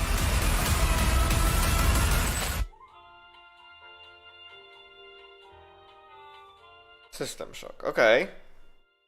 Jakby nie wyglądało to dla mnie jakoś super ekstra. What an incredible and frankly horrifying trailer. Developed by Night Dive Studio, System Shock is the return of a beloved, acclaimed sci-fi saga. Today, to take us even further inside the world of System Shock, I am thrilled to welcome the one and only Warren Spector. Thanks so much for joining us, Warren. Hey, thanks for having me. This is going to be fun. In terms of trying to translate the experience of a game from 1994, 3 decades later to now, what doesn't carry over well? The first thing is the graphics, obviously. We did the best we could, but it was pretty primitive back then. And the other one is the user interface. If you look at when the game opened, the original, a help screen that came up, and it filled the entire screen with text. It's just a thing. I don't know how the guys at Night Dive did it. It's amazing. But frankly, as I think back on it, the game actually holds up pretty well. I'm excited to see it come back. Just wondering if you think many modern gamers are aware of the impact that System Shock has had in terms of gameplay systems, in terms of narrative structure, on so many games that came after it. I'm not sure people see the influence, which is a little unfortunate. But I think the rest of the world is going to get a chance now to experience it. And I think they'll see not just that they're having fun playing this game, but also see that other games followed in its footsteps. Nowadays, we walk around with computers in our pockets. We're worried about the evil of algorithms. How do you think about a character like Shodan in 2022? Shodan seems far too close to reality to me right now. And let's just hope that she doesn't show up as nasty a form as she did back in 1994. Well, Warren, I wanted to thank you so much for joining us. And I want to let you know I cannot wait to return back to that world I played and enjoyed so much as a kid. Cheers. Yeah, I can't wait to return. No ja jakby w ogóle się na to nie jaram, bo mnie to minęło, bo jeszcze wtedy mnie na świecie nie było.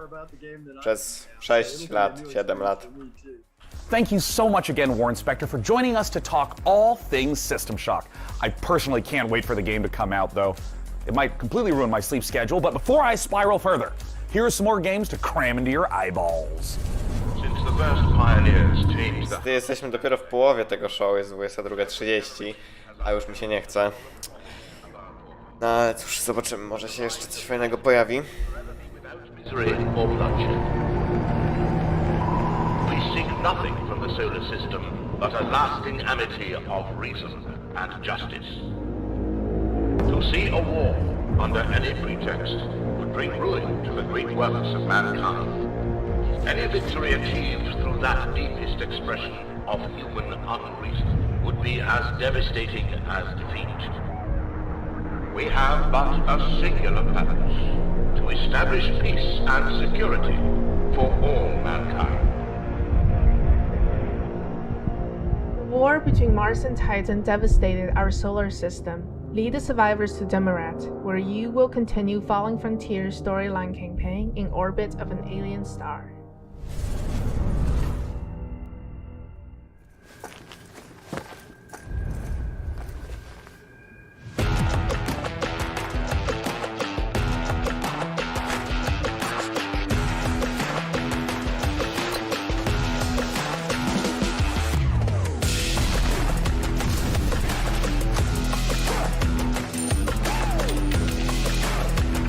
Wydaje mi się, że to już gdzieś było pokazane wcześniej, bo kojarzę tą scenę z monetą, tak, zdecydowanie to było gdzieś pokazane wcześniej. Na SGF-ie chyba, tym głównym. Wtedy mi się nie podobało, nic się nie zmieniło.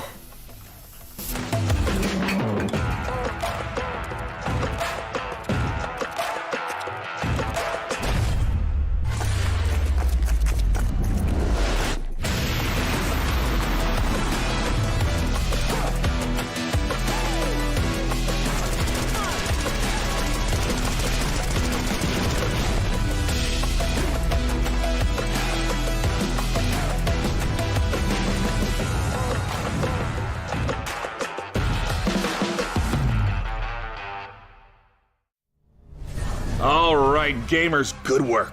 You've made it here to a site of grace, or a bonfire, or a sculptor's idol, or a lamp. Make sure you're staying hydrated, replenish your potions, and most importantly, keep letting us know what games you're excited about using hashtag #PCGamingShow.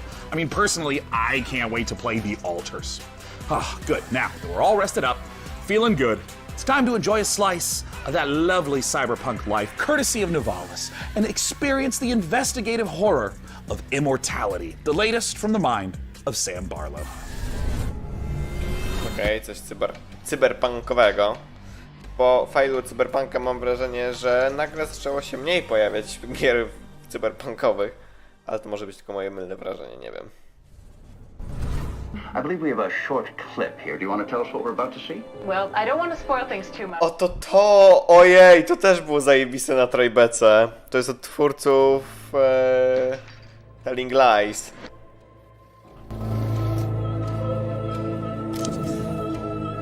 I to, że to jest oparte w ogóle na prawdziwej historii jakiejś tej aktorki i jest coś tam oczywiście też jakby dopowiedziane, bo w sumie też nie wiadomo, co się z nią stało, bo ogólnie nie wiem, czy to będzie powiedziane tutaj, ale w każdym razie jest jakaś aktorka, która nagrała 3 filmy i te filmy 3 nigdy nie wyszły, coś w tym stylu i ona to przez 3 dekady nagrała 3 filmy, które nigdy nie wyszły i to studio w jakiś sposób od anonimowego darczyńcy dostało jakby nagrania archiwalne, które się z tego zachowały. To właśnie chodzi o tą aktorkę, na którą przed chwilą był zoom.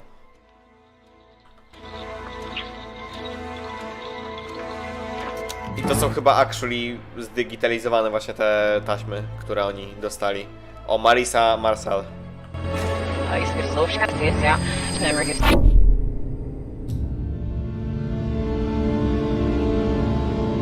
Immortality gra się nazywa. Mam ją na już liście już dodaną, bo zapowiada się ciekawie. Tym bardziej, że to jest podobno prawdziwa historia.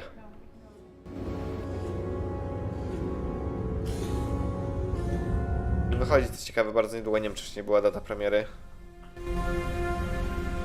I teraz dopiero ten cyberpunk. O, bardzo cyberpunk, bo nawet jest ta taka ryba, która jest w cyberpunku.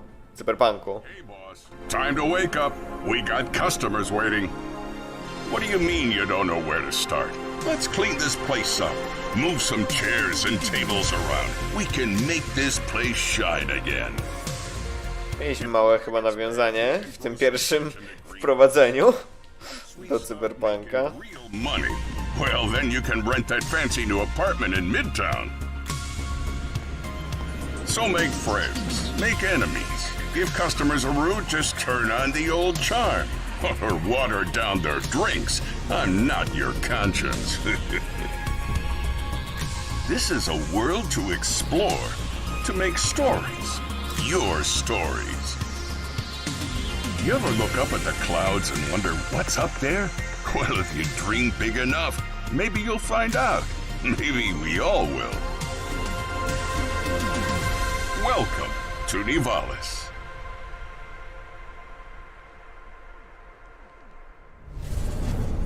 Hi, I'm Marco. And I'm Roman. At Ironlands, we are big fans of cyberpunk fiction and games, but we have our own ideas of what a cyberpunk world can be. This is a game in which you manage your restaurant, bar, or nightclub, take care of your staff, make deals, farm, and experience the stories of the people you meet. Or maybe you just want to take the day off and go fishing at the docks instead. Nivalis primarily uses voxel art for the environments. We spend lots of time creating a unique atmosphere with high levels of detail and dynamic elements. We are excited about the cyberpunk world we're making, and we can't wait to see the choices you'll make and how you'll choose to live your life when you come visit us in Nivalis. You can wishlist Nivalis now on Steam and the Epic Game Store. No wygląda tak średnio, bym powiedział. I znowu przerwa szybka na reklamy. So with every quest you complete and every purchase you make, you're earning for the rewards you actually want. We make it easy for you to set up and start. Just sync your favorite games to your Mana account and start earning real-life rewards the next time you play. So why pay any other way? Pay with Mana. Pay with power. Mana. Game the system. Get ready to overclock your eyeballs, because this next trailer is coming in hotter than my computer with 3 Chrome tabs open.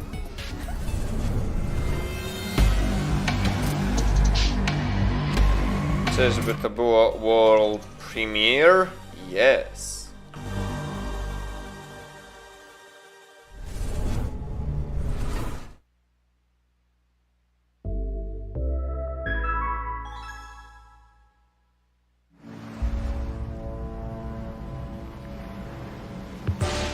No niestety stylistycznie mech. A, to coś pokazywali wcześniej, zapowiadali, że będzie dalej, a coś w stylu Persony. No to także...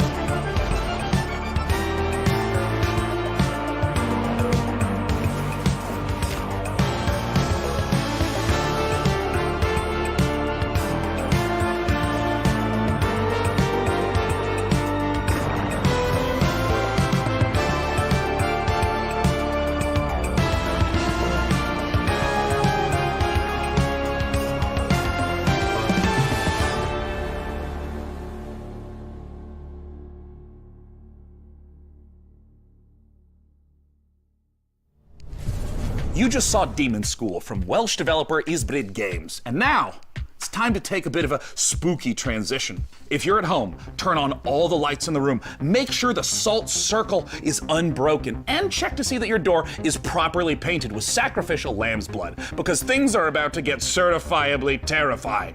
Let's look at the H.R. Giger-inspired biopunk horror Scorn. Okej, no już chciałem zgasić światło, ale chyba nie, bo nie mam tych wszystkich innych rzeczy. Nightmare of macabre perception. greetings. I'm your host, Doug Bradley, and I invite you to join me as we explore Scorn's mesmerizing labyrinth of odd forms and somber tapestries. You awake in the middle of a desolate hellscape filled with biomechanical contraptions, part flesh, part machine. An industrial civilization now lying in decay and ruin. A hidden fauna sleeps within the underbelly of the world, wanting nothing more than to be left undisturbed. Scorn has been carefully crafted with great attention to detail. Everything is focused on building a specific... Ja się nie skupiłem na tym, żeby to oglądać, bo po pierwsze horror, a po drugie to już było gdzieś wcześniej pokazane. Też nie wiem gdzie, no ale już to widziałem. No dialogue. So most of the storytelling comes from the environment. Discovering the ever-present symbiotic relationships and how things are connected equips you with the tools to progress. While there is shooting within the game, Scorn is not a shooter. Every encounter must be carefully considered. A wrong choice could be deadly. I hope you've enjoyed this glimpse into the twisted world of Scorn. The team at Ebb Software can't wait for you to uncover the secrets of this unique world as you experience Scorn firsthand this October. W życiu w taką grę nie zagram, po prostu tak mnie... nie. Within Scorn's world of horror.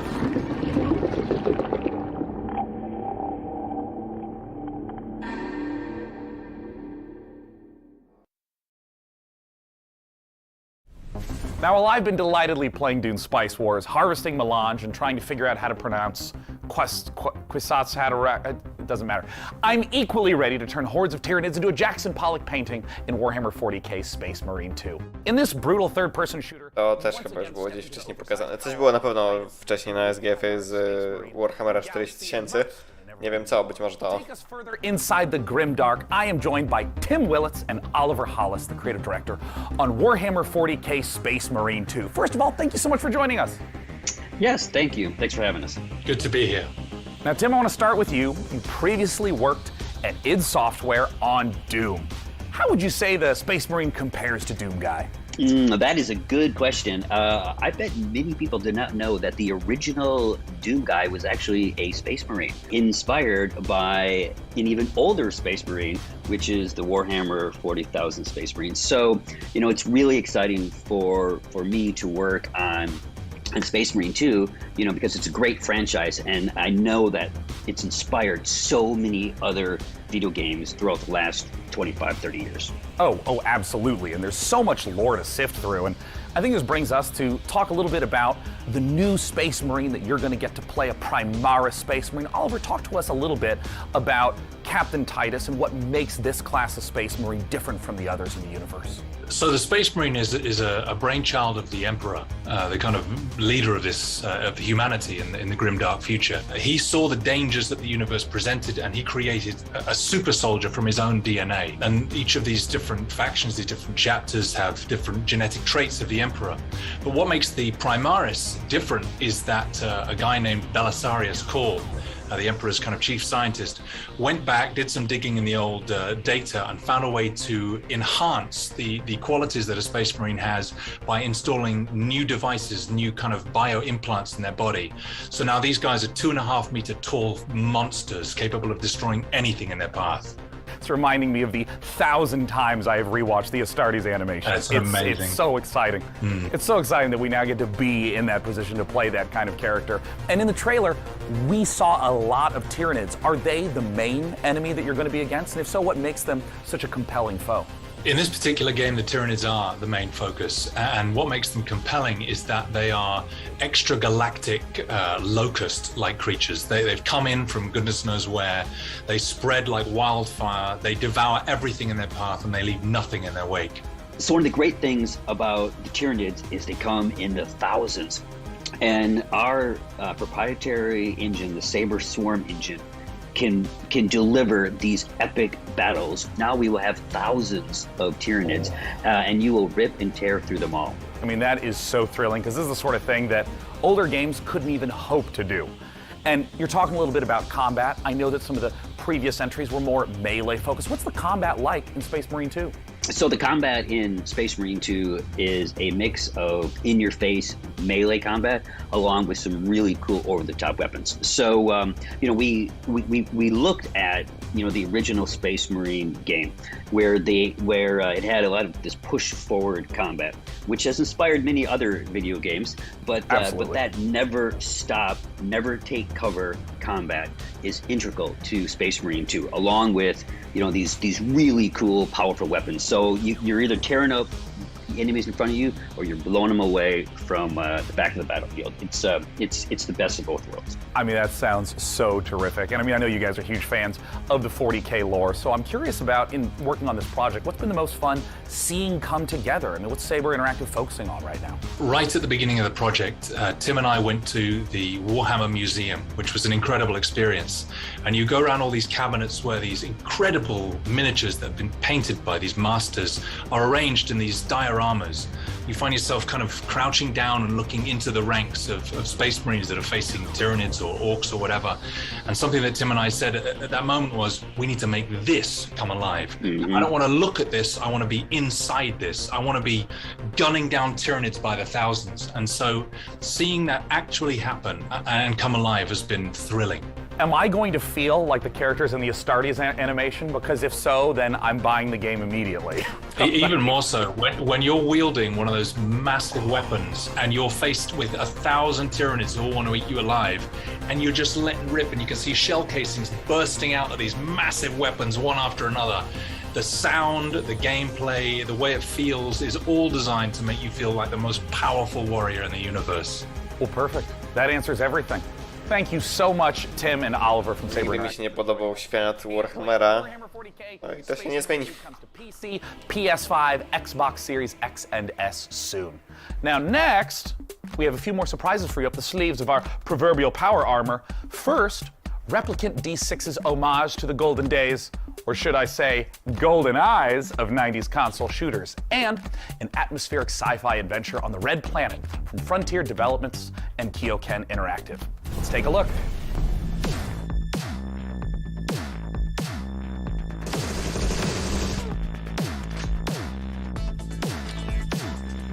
Okej, no to zdecydowanie bardzo stylizowana gra na retro i właśnie na GoldenEye. Generalnie.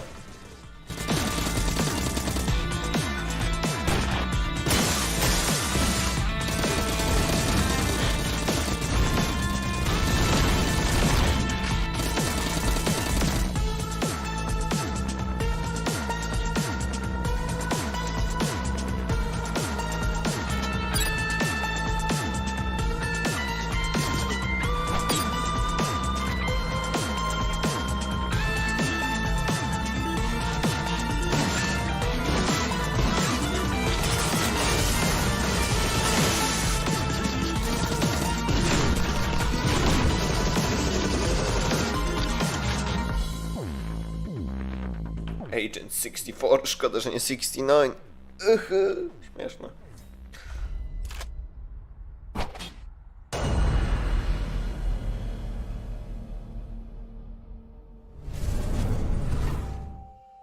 Sarah? Ryan? This is Kathy. Can you hear me? Please come in. Mission Opera has only one objective. Bring the Arks and their revolutionary technology back home. Here we go, Opera Team. The journey of 1,000 miles begins with a single step. I need to know that when we get there, you'll make the right decisions. We can do this.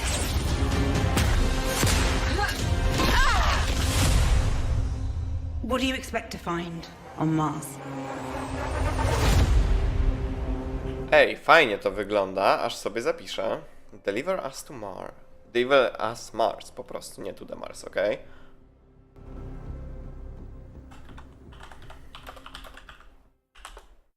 Hi, my name's Elise Chappell, and I play Kathy Johansson in the out-of-this-world sci-fi epic Deliver Us Mars. Join Kathy and the crew of the Zephyr on an unmissable adventure as they journey to the Red Planet to recover technology vital to the survival of Earth and humankind. Deliver Us Mars is set to land on September 27th and is available to pre-order now on PlayStation, Xbox, Steam, and the Epic Games Store. Stay a while and listen. To this list of games still to come, the team behind Half-Life Alyx Levitation will put their mod where their mouth is, and then it's paradox time. Not as in us creating an actual... Wiktoria trójeczka będzie pokazana? Ojej! From Victoria 3. Jak zajebiście. Literally scare your entire... To jest przynajmniej na co czekać, bo już myślałem, że nic tu więcej ciekawego nie będzie. Chociaż ten mod do Half-Life'a też wygląda teoretycznie ciekawie. Generalnie. How much has esports revenue increased since 2016? Compass Data Centers wants to hear your guess, and you can scan this QR code on the screen for a chance to win a $500 Razer gift card. Na pewno dużo. Nie wiem, jakie są teraz trendy w eksporcie, szczerze. Ale na pewno dużo. Back to the show. Up next, we're going to take a look at Stormgate, the highly anticipated real-time strategy game from Frost Giant. Then, our resident RTS addict is going to sit down with some of the game developers to ask the hard-hitting questions like, when can we play this already?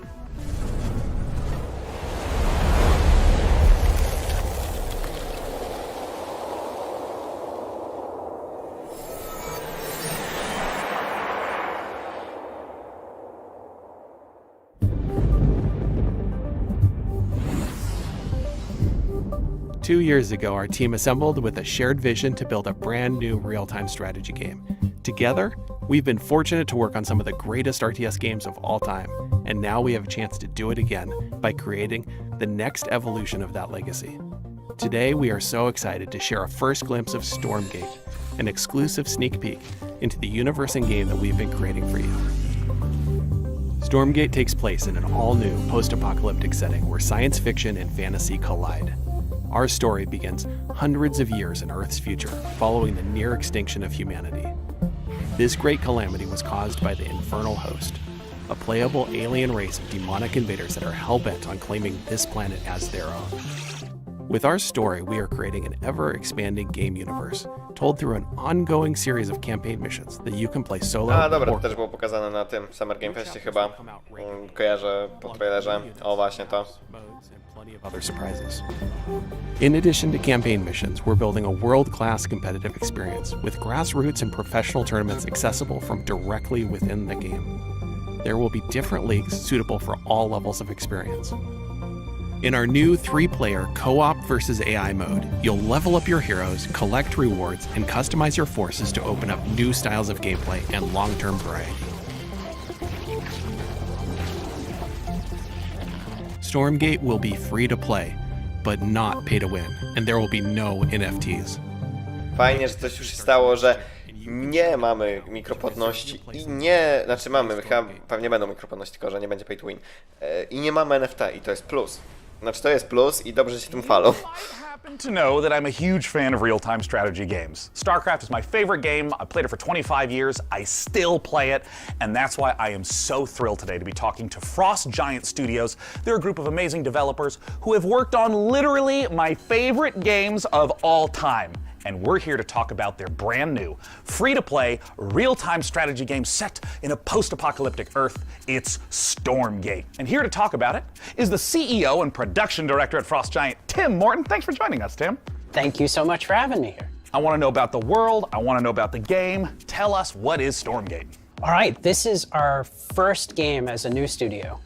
And it is classic real-time strategy, but designed to be more social. We build the game in a universe that ties everything together, but provide different kinds of experiences for players who like different kinds of gameplay. So we've got cooperative campaign mode, also play open-ended co-op, but if you're somebody who really enjoys competition, we've got 1 versus 1, high skill, competitive. And those are very different ways to play in some ways, but they're also all unified by the universe, by the races, by the units. So you really get a sense for how to enjoy the game.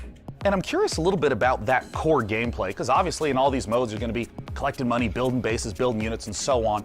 And I know that for you, the game feeling really good and really smooth to play is super important. Now, obviously, I come from a time where if the pathfinding is bad, we call that high skill opportunity.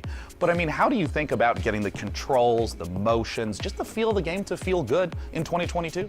Yeah, it's interesting that RTS is one of the only genres I can think of where you have to have hundreds, even thousands of units synchronized over the network and responsive in a way that high skill, like pro esports players feel good about playing the game. That's not easy. It does require custom technology. There's no engine that you buy off the shelf that does that for you. So we definitely started knowing that and having the benefit of our chief architect, James Anhalt, who did that work previously on StarCraft 2. So we've put a lot of effort into that for sure. And this is going to be one of the first major RTSs people are aware of that is on Unreal Engine 5. What is it like working in this next generation? Proszę, na Unrealu ta gra powstaje. Things have come from a graphics perspective, and I think the art team is unlocked in so many ways by what Unreal provides. So we're very excited. We're still learning everything that Unreal can do for us, but even that first cinematic that we debuted, like that's done in Unreal. So the high quality graphics that you're seeing are actually coming from Unreal as an engine. So you've talked a little bit about, for new players, making the game feel a little more approachable, a little bit more streamlined, but obviously StarCraft, real-time strategy, has this astonishingly long history as a competitive game, as an esport. And I'm curious, how is your team going to approach that? So a lot of the emphasis around our thinking has been focused on what are things that we can add, especially around the gameplay experience. And one of those things is more seamless integration with esports. I mean, being able to sign up, participate in tournaments directly from the client in a way that gives players, even if you're not like top grandmaster, ready to take on Cyril, there's still an opportunity to be the best on your block or the best at your company or the best at your school. So we want to facilitate esports all the way from grassroots level up to the pro level directly in the client. So, of course, in the history of RTS games, a really important component of them has always been mods. I mean, Warcraft 3, there's players that didn't even play the original game. They just did custom mode after custom mode. Does Stormgate have modding? How are you thinking about the modding community? A number of members of the Frost Giant team actually came out of the modding community. The team as a whole is very passionate about it. From the outset, we started out applying resources to build a custom editor. I think there's a lot of opportunity to make improvements to the editing experience for RTS. We are also working on the infrastructure for people to be able to share their mods with each other. So it's really core to us as a team to enable modding, and we're absolutely working on it. And of course, we have to end with my favorite. No w sumie ja tak miałem z Empire at War. Nigdy nie grałem, no chwilę pograłem w oryginalną kampanię, ale najwięcej grałem w moda na czasy Wojen Klonów. Discussion topics on our subreddit as well, so there's an opportunity to participate in the dialogue around what we're building. Tim, thank you so much for joining us again today. We just got a chance to talk about Stormgate, the upcoming free-to-play RTS from Frost Giant Studios. I'm personally super pumped to play it, and be sure to check it out at playstormgate.com. Now, Tim, I'm going to do a transition to the next game. Are you ready? This is going to be good. Watch this. It's going to be so sick. Next, we're going to show you Lesara, Summit Kingdom from Quite OK Games. Now, as someone who has spent a medically inadvisable amount of time playing strategy games of all sorts, this looks incredibly up my alley. And it looks a lot safer than my last attempt to create society in the mountains. 2 words to yodeling accident. Let's check it out.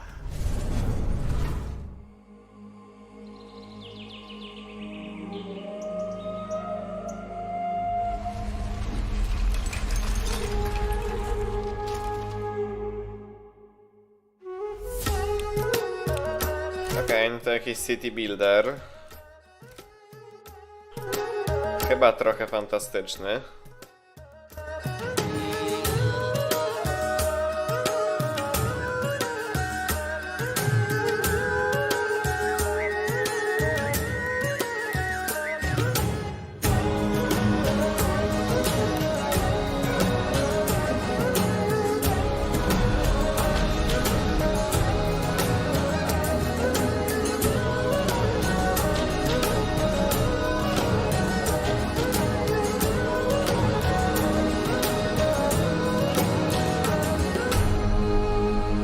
Albo przynajmniej w innych klimatach, bardziej właśnie jakichś takich wschodnich.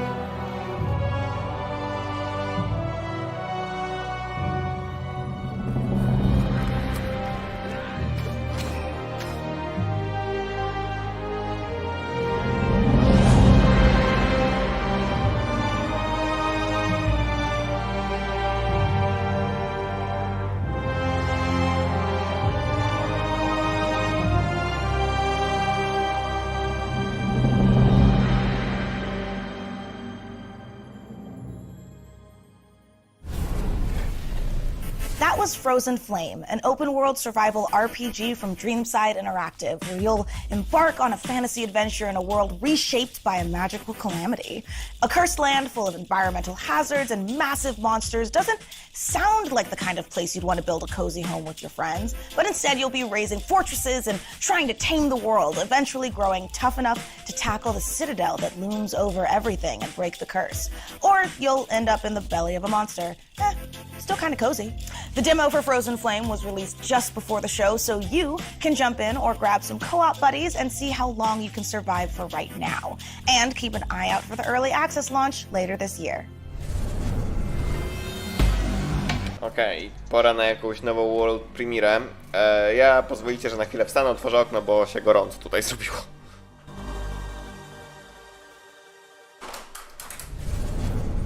If you could listen to the noise of history, then you would hear by the sounds of the Victorian age that the Wiktorka, czyżby? Tak. roar of the engines, the bangs from new factories, and the cries in the streets calling out for revolution. In Victoria 3, we simulate this era, 100 years starting in 1836, and put you in charge of a young society. You will meet the people back then, high and low, over cultures across the globe. They are the beating heart of your nation and form powerful groups with needs and desires. Listen to their calls and let it influence reform. Z tego co wiem, to Paradox dosyć mocno tam się dzieli, jakby są to Developer's Diary odnośnie Wiktorii. Ja ich w ogóle nie czytałem, w ogóle się nie interesowałem. Generalnie. Pewnie sam nie zagram, ale nie mogę się doczekać, aż Trashing Mat będzie streamować generalnie Wiktorię trójkę. Production, trade and construction. Play these cards right and you can harness the Industrial Revolution to turn your cities into titans. This is the engine you will need on the global stage. Use pacts, threats and bluffs to secure your place in the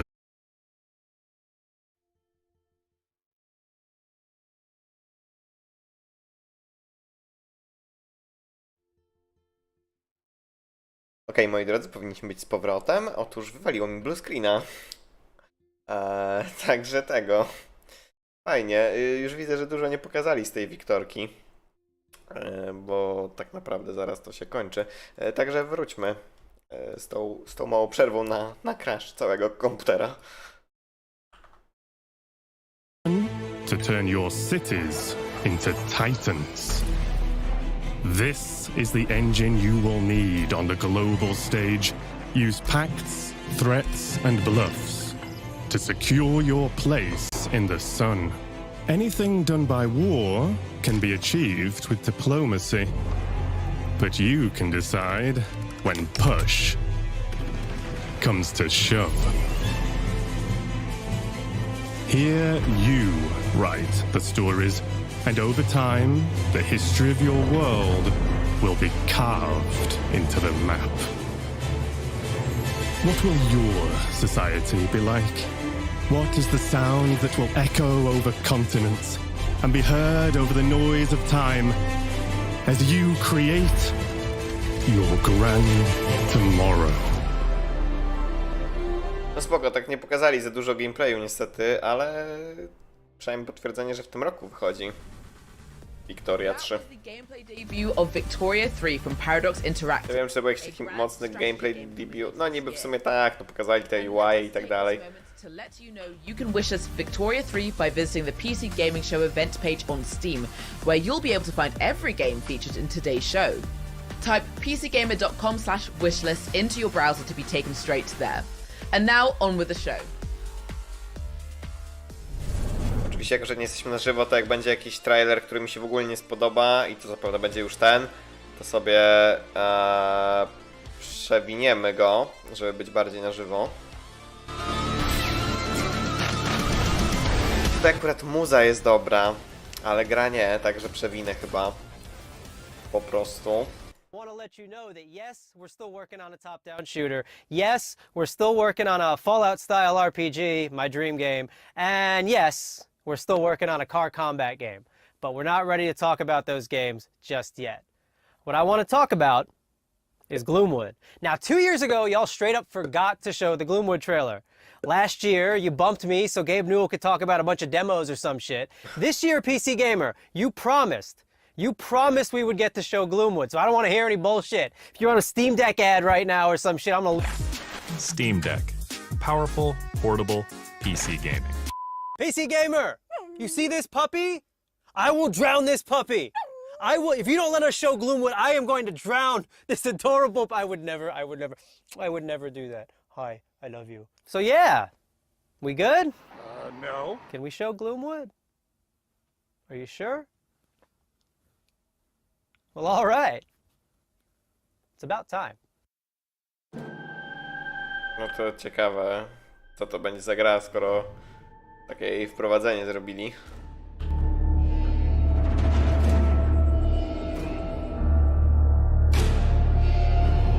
No, Dawid Szymański nad tym pracuje, co ciekawe.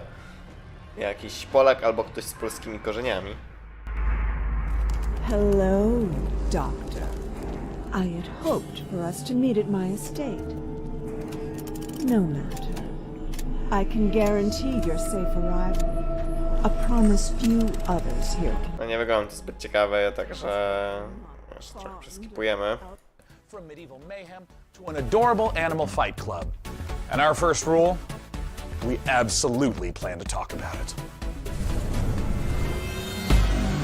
I pora na jakąś znowu World Premiere. No zbliżamy się już pomału do końca, zostało jakieś 15 minut, także jeszcze 15 minut trzeba wytrzymać. Ta Victoria 3, no dużo z niej nie pokazali, to było ostatnia w sumie rzecz, na jaką czekałem, chociaż no jeszcze ta gra na VR może być ciekawa. Ten Half-Life Alyx. Znaczy mod do Half-Life Alyx bardziej, żeby być dokładnym. Corrupted what? Why is it always doing this just when I need to showcase the game? Okay, I'm gonna take that. Have you tried turning it off and on again? Yes, I have. The update to System 10.1.1 will provide a clean sorting of all your files and ensure that situations like this won't ever happen. Oh, no, nobody's updating me. That's the thing.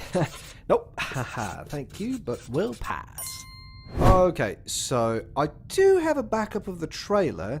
While I go rummage into the bin for it, please welcome my personal assistant. That will do a great job at pitching the game for you.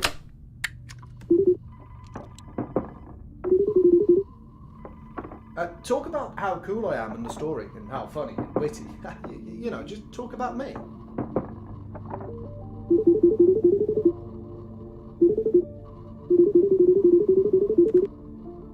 O,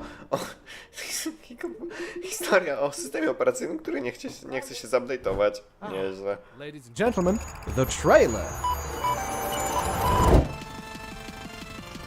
Okay, who had the amazing idea to save the trailer backup in 14.4 pixels? Do we have any ants working for us? What?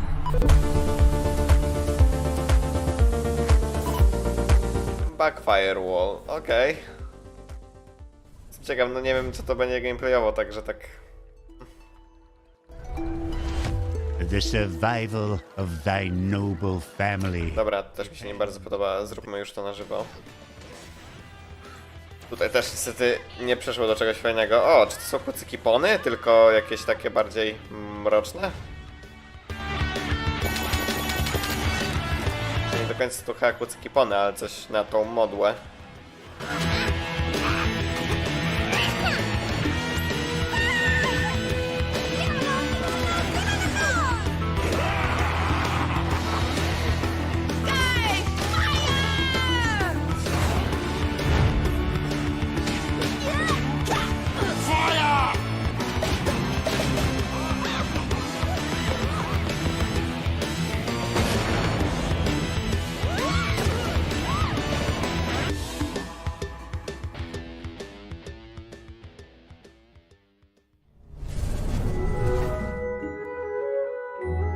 Szkoda, że nie ma magicznego przycisku na YouTube, żeby to przewinąć bardziej do przodu. No już niestety jesteśmy na żywo, także tego już niestety nie pominę.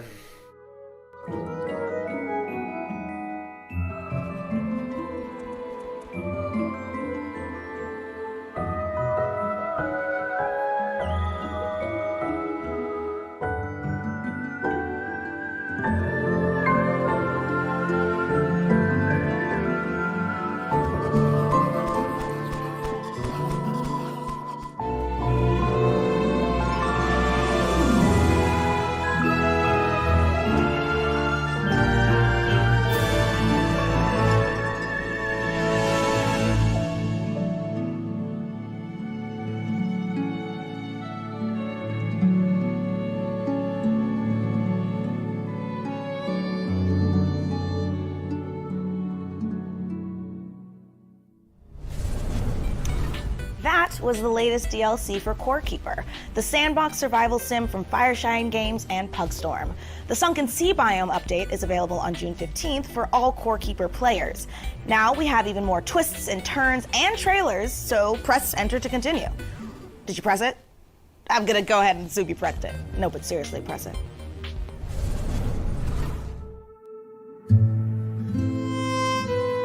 Life can be harsh everywhere.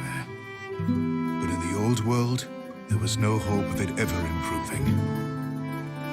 Fajnie się zapowiada wizualnie trailer, ale oczywiście to tylko trailer, także wątpię, że oddaje to, jak wygląda gra.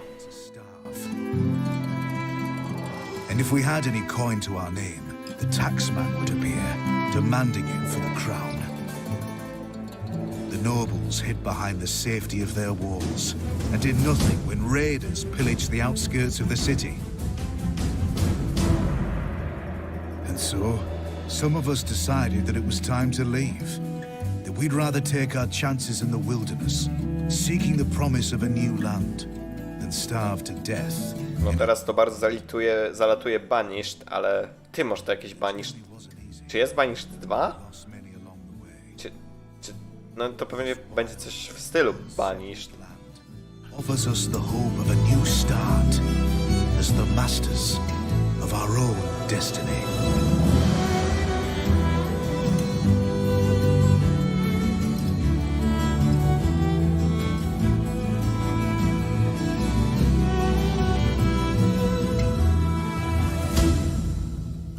Furthest Frontier.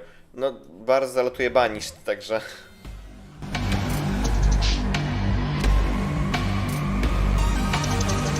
I pora na kolejną World Premiere. Niestety nie jest to pasjonujące World Premiere.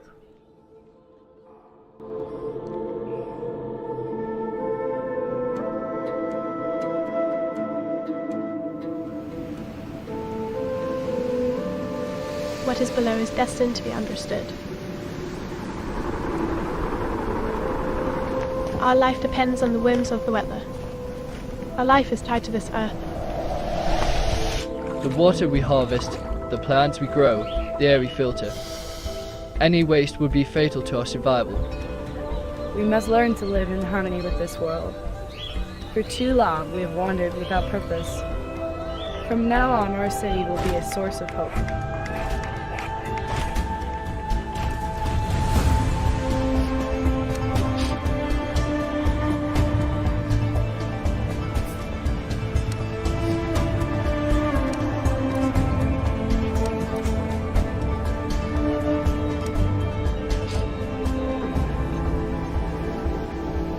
Stylistycznie niestety nie wygląda to za fajnie. We must explore it. We must find the tablets, the seeds of knowledge that bind all the elements together. To build our survival. To build our city. To live happily. W ogóle jakiś ten voiceover jest w strasznie fatalnej jakości.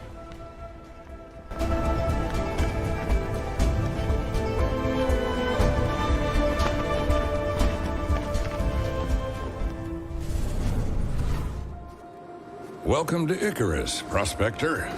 O Jezu, ta gra na pierwszych trailerach to jakoś się świetnie zapowiadała, ale później się okazała być chyba koopem jakimś strzelankowym. Jak dobrze kojarzę, że to był właśnie Icarus. But we've made progress. Learned the lay of the land. How to use Icarus to our advantage. Tak, zdecydowanie to jest ta gra.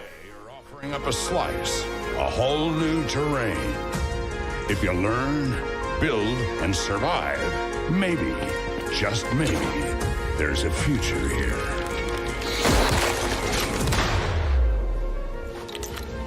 Think you got what it takes?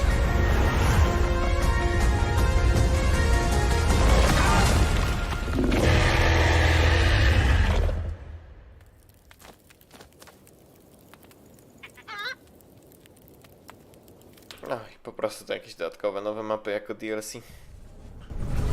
In the rich tapestry of the PC gaming community, modders are one of the most inspiring subcultures. In fact, some of the most popular genres today started as PC gaming mods.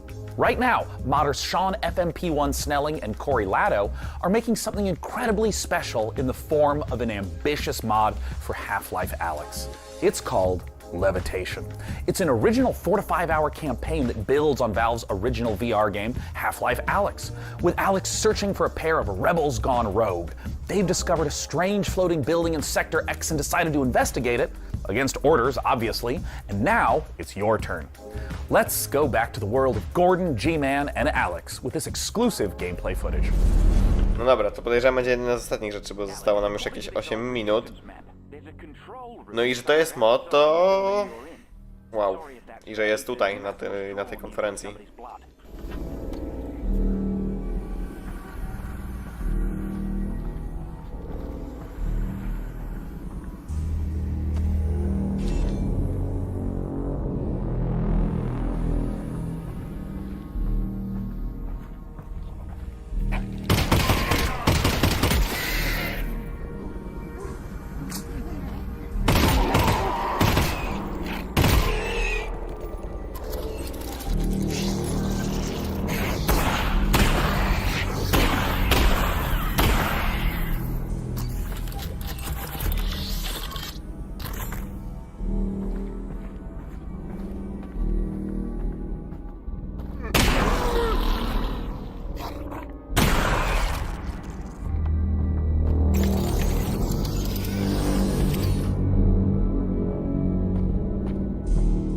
Nie powiem, trochę dziwnie się ogląda na gameplay z VR-u, tak na płaskim ekranie.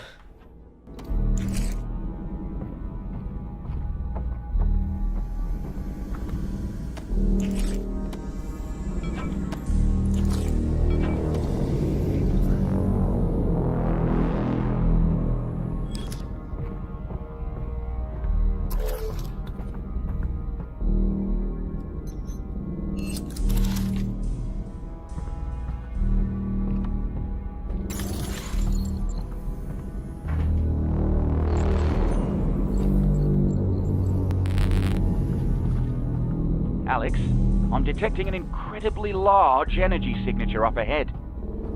It's probably Gordon Freeman, and not anything bad at all. Definitely, probably Gordon Freeman.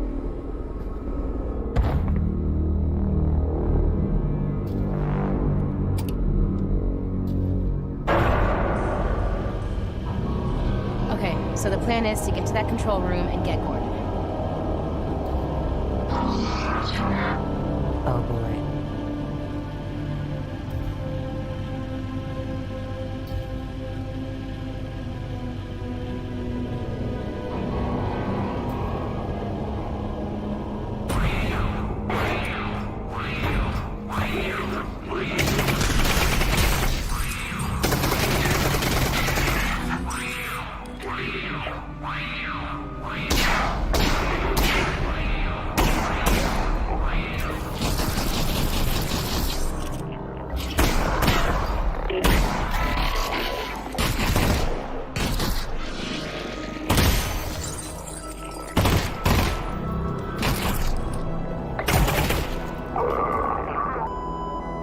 Crowded down here, Russ.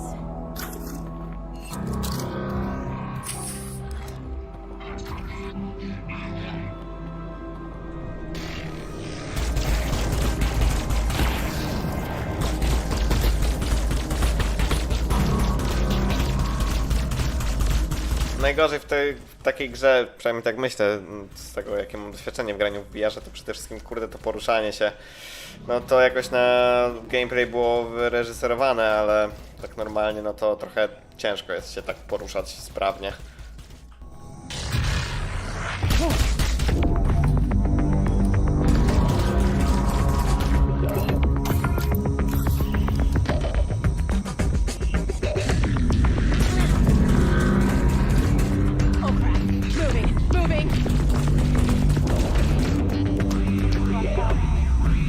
Trochę jest problem z framerate'em, jakby grać jeszcze w takim niskim framerate'cie na Oculusie, no szczególnie headsetie, to by ciężkie było.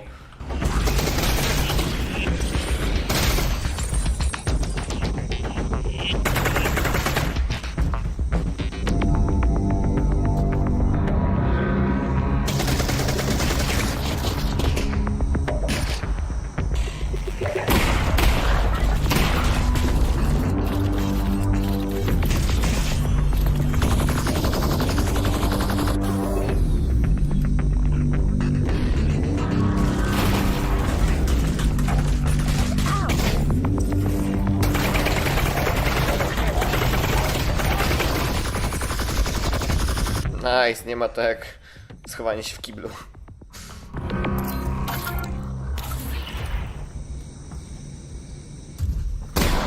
Czemu ten przeciwnik się nie ruszył w ogóle? To trochę lipa.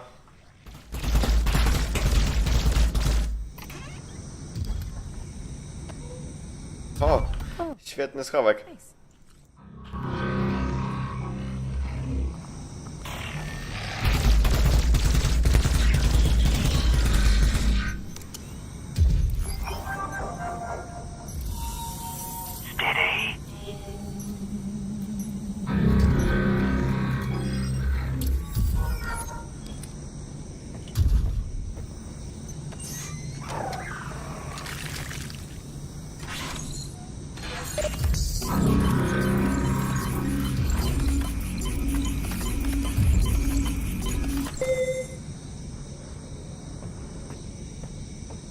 Nie powiem, to rozbrojenie tej bomby było bardzo ciekawie zrobione.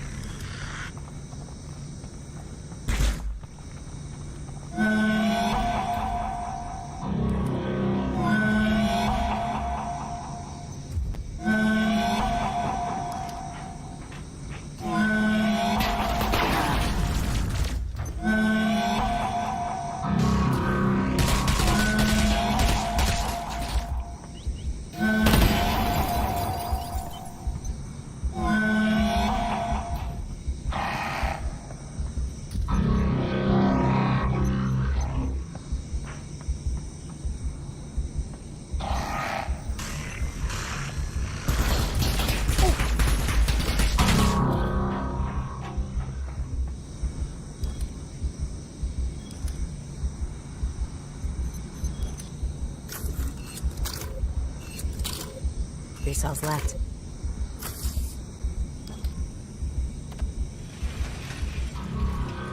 Oh boy.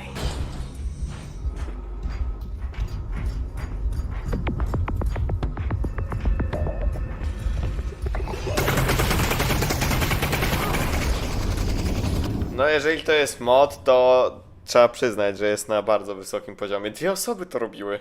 Wow. Robią. Well, folks, this is the end. We've learned a lot today about ourselves, about computers, about genetically engineered space marines. And with so many games on the way, there has truly never been a better time to be part of the PC gaming community. Over the course of the last 2 hours, we saw games from developers all over the world, and we wanted to thank everyone who tuned in to watch the show. All the developers who shared their work with us, and of course, all of the partners for their help bringing the PC gaming show to life. Indeed, remember to tip your servers, install your firmware updates, and tell me if you know where to find a 3090 Ti. Tell me immediately. Anywhere you can find one, let me know. And of course, a warm thanks to you again for joining us at this year's PC Gaming Show. It's something I look forward to every year, and we're thrilled that you joined us again. See you next time. Bye bye.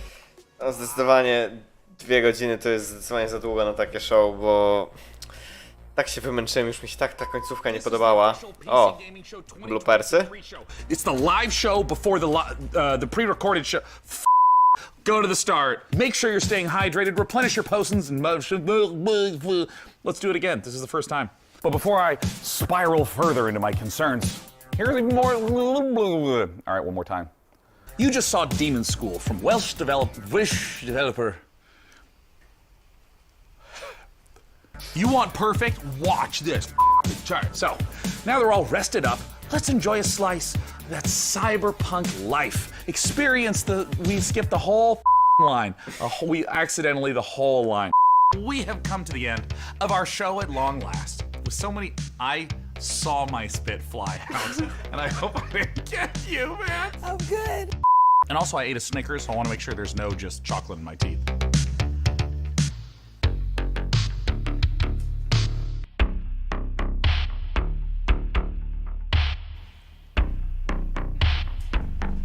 Any chocolate in my mouth. Don't answer, Ben.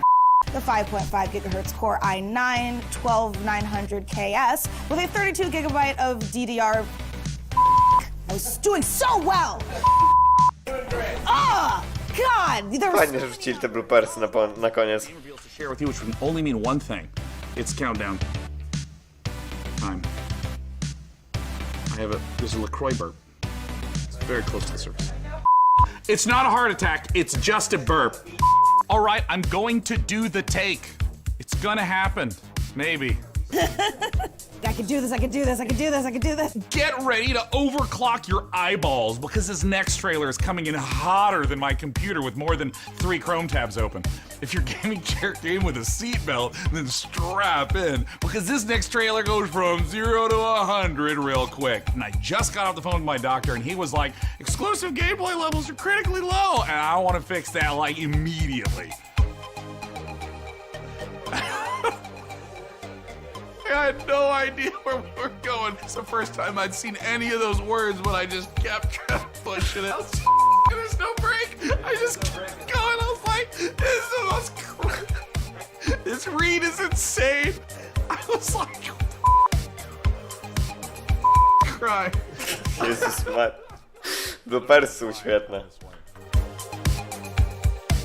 But that's what I decided to do, and I'm sticking to it.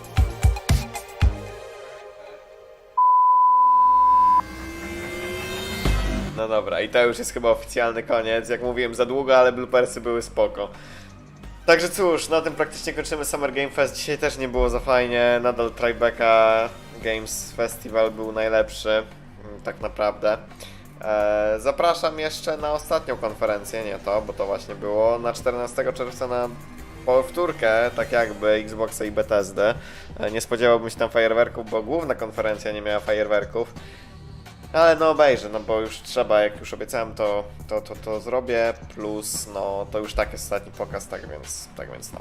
A tymczasem na dzisiaj kończymy, bo naprawdę już się wymęczyłem siedząc tutaj, tak więc mimo to mam nadzieję, że wam się podobało i do zobaczenia na kolejnych streamach. Pa pa!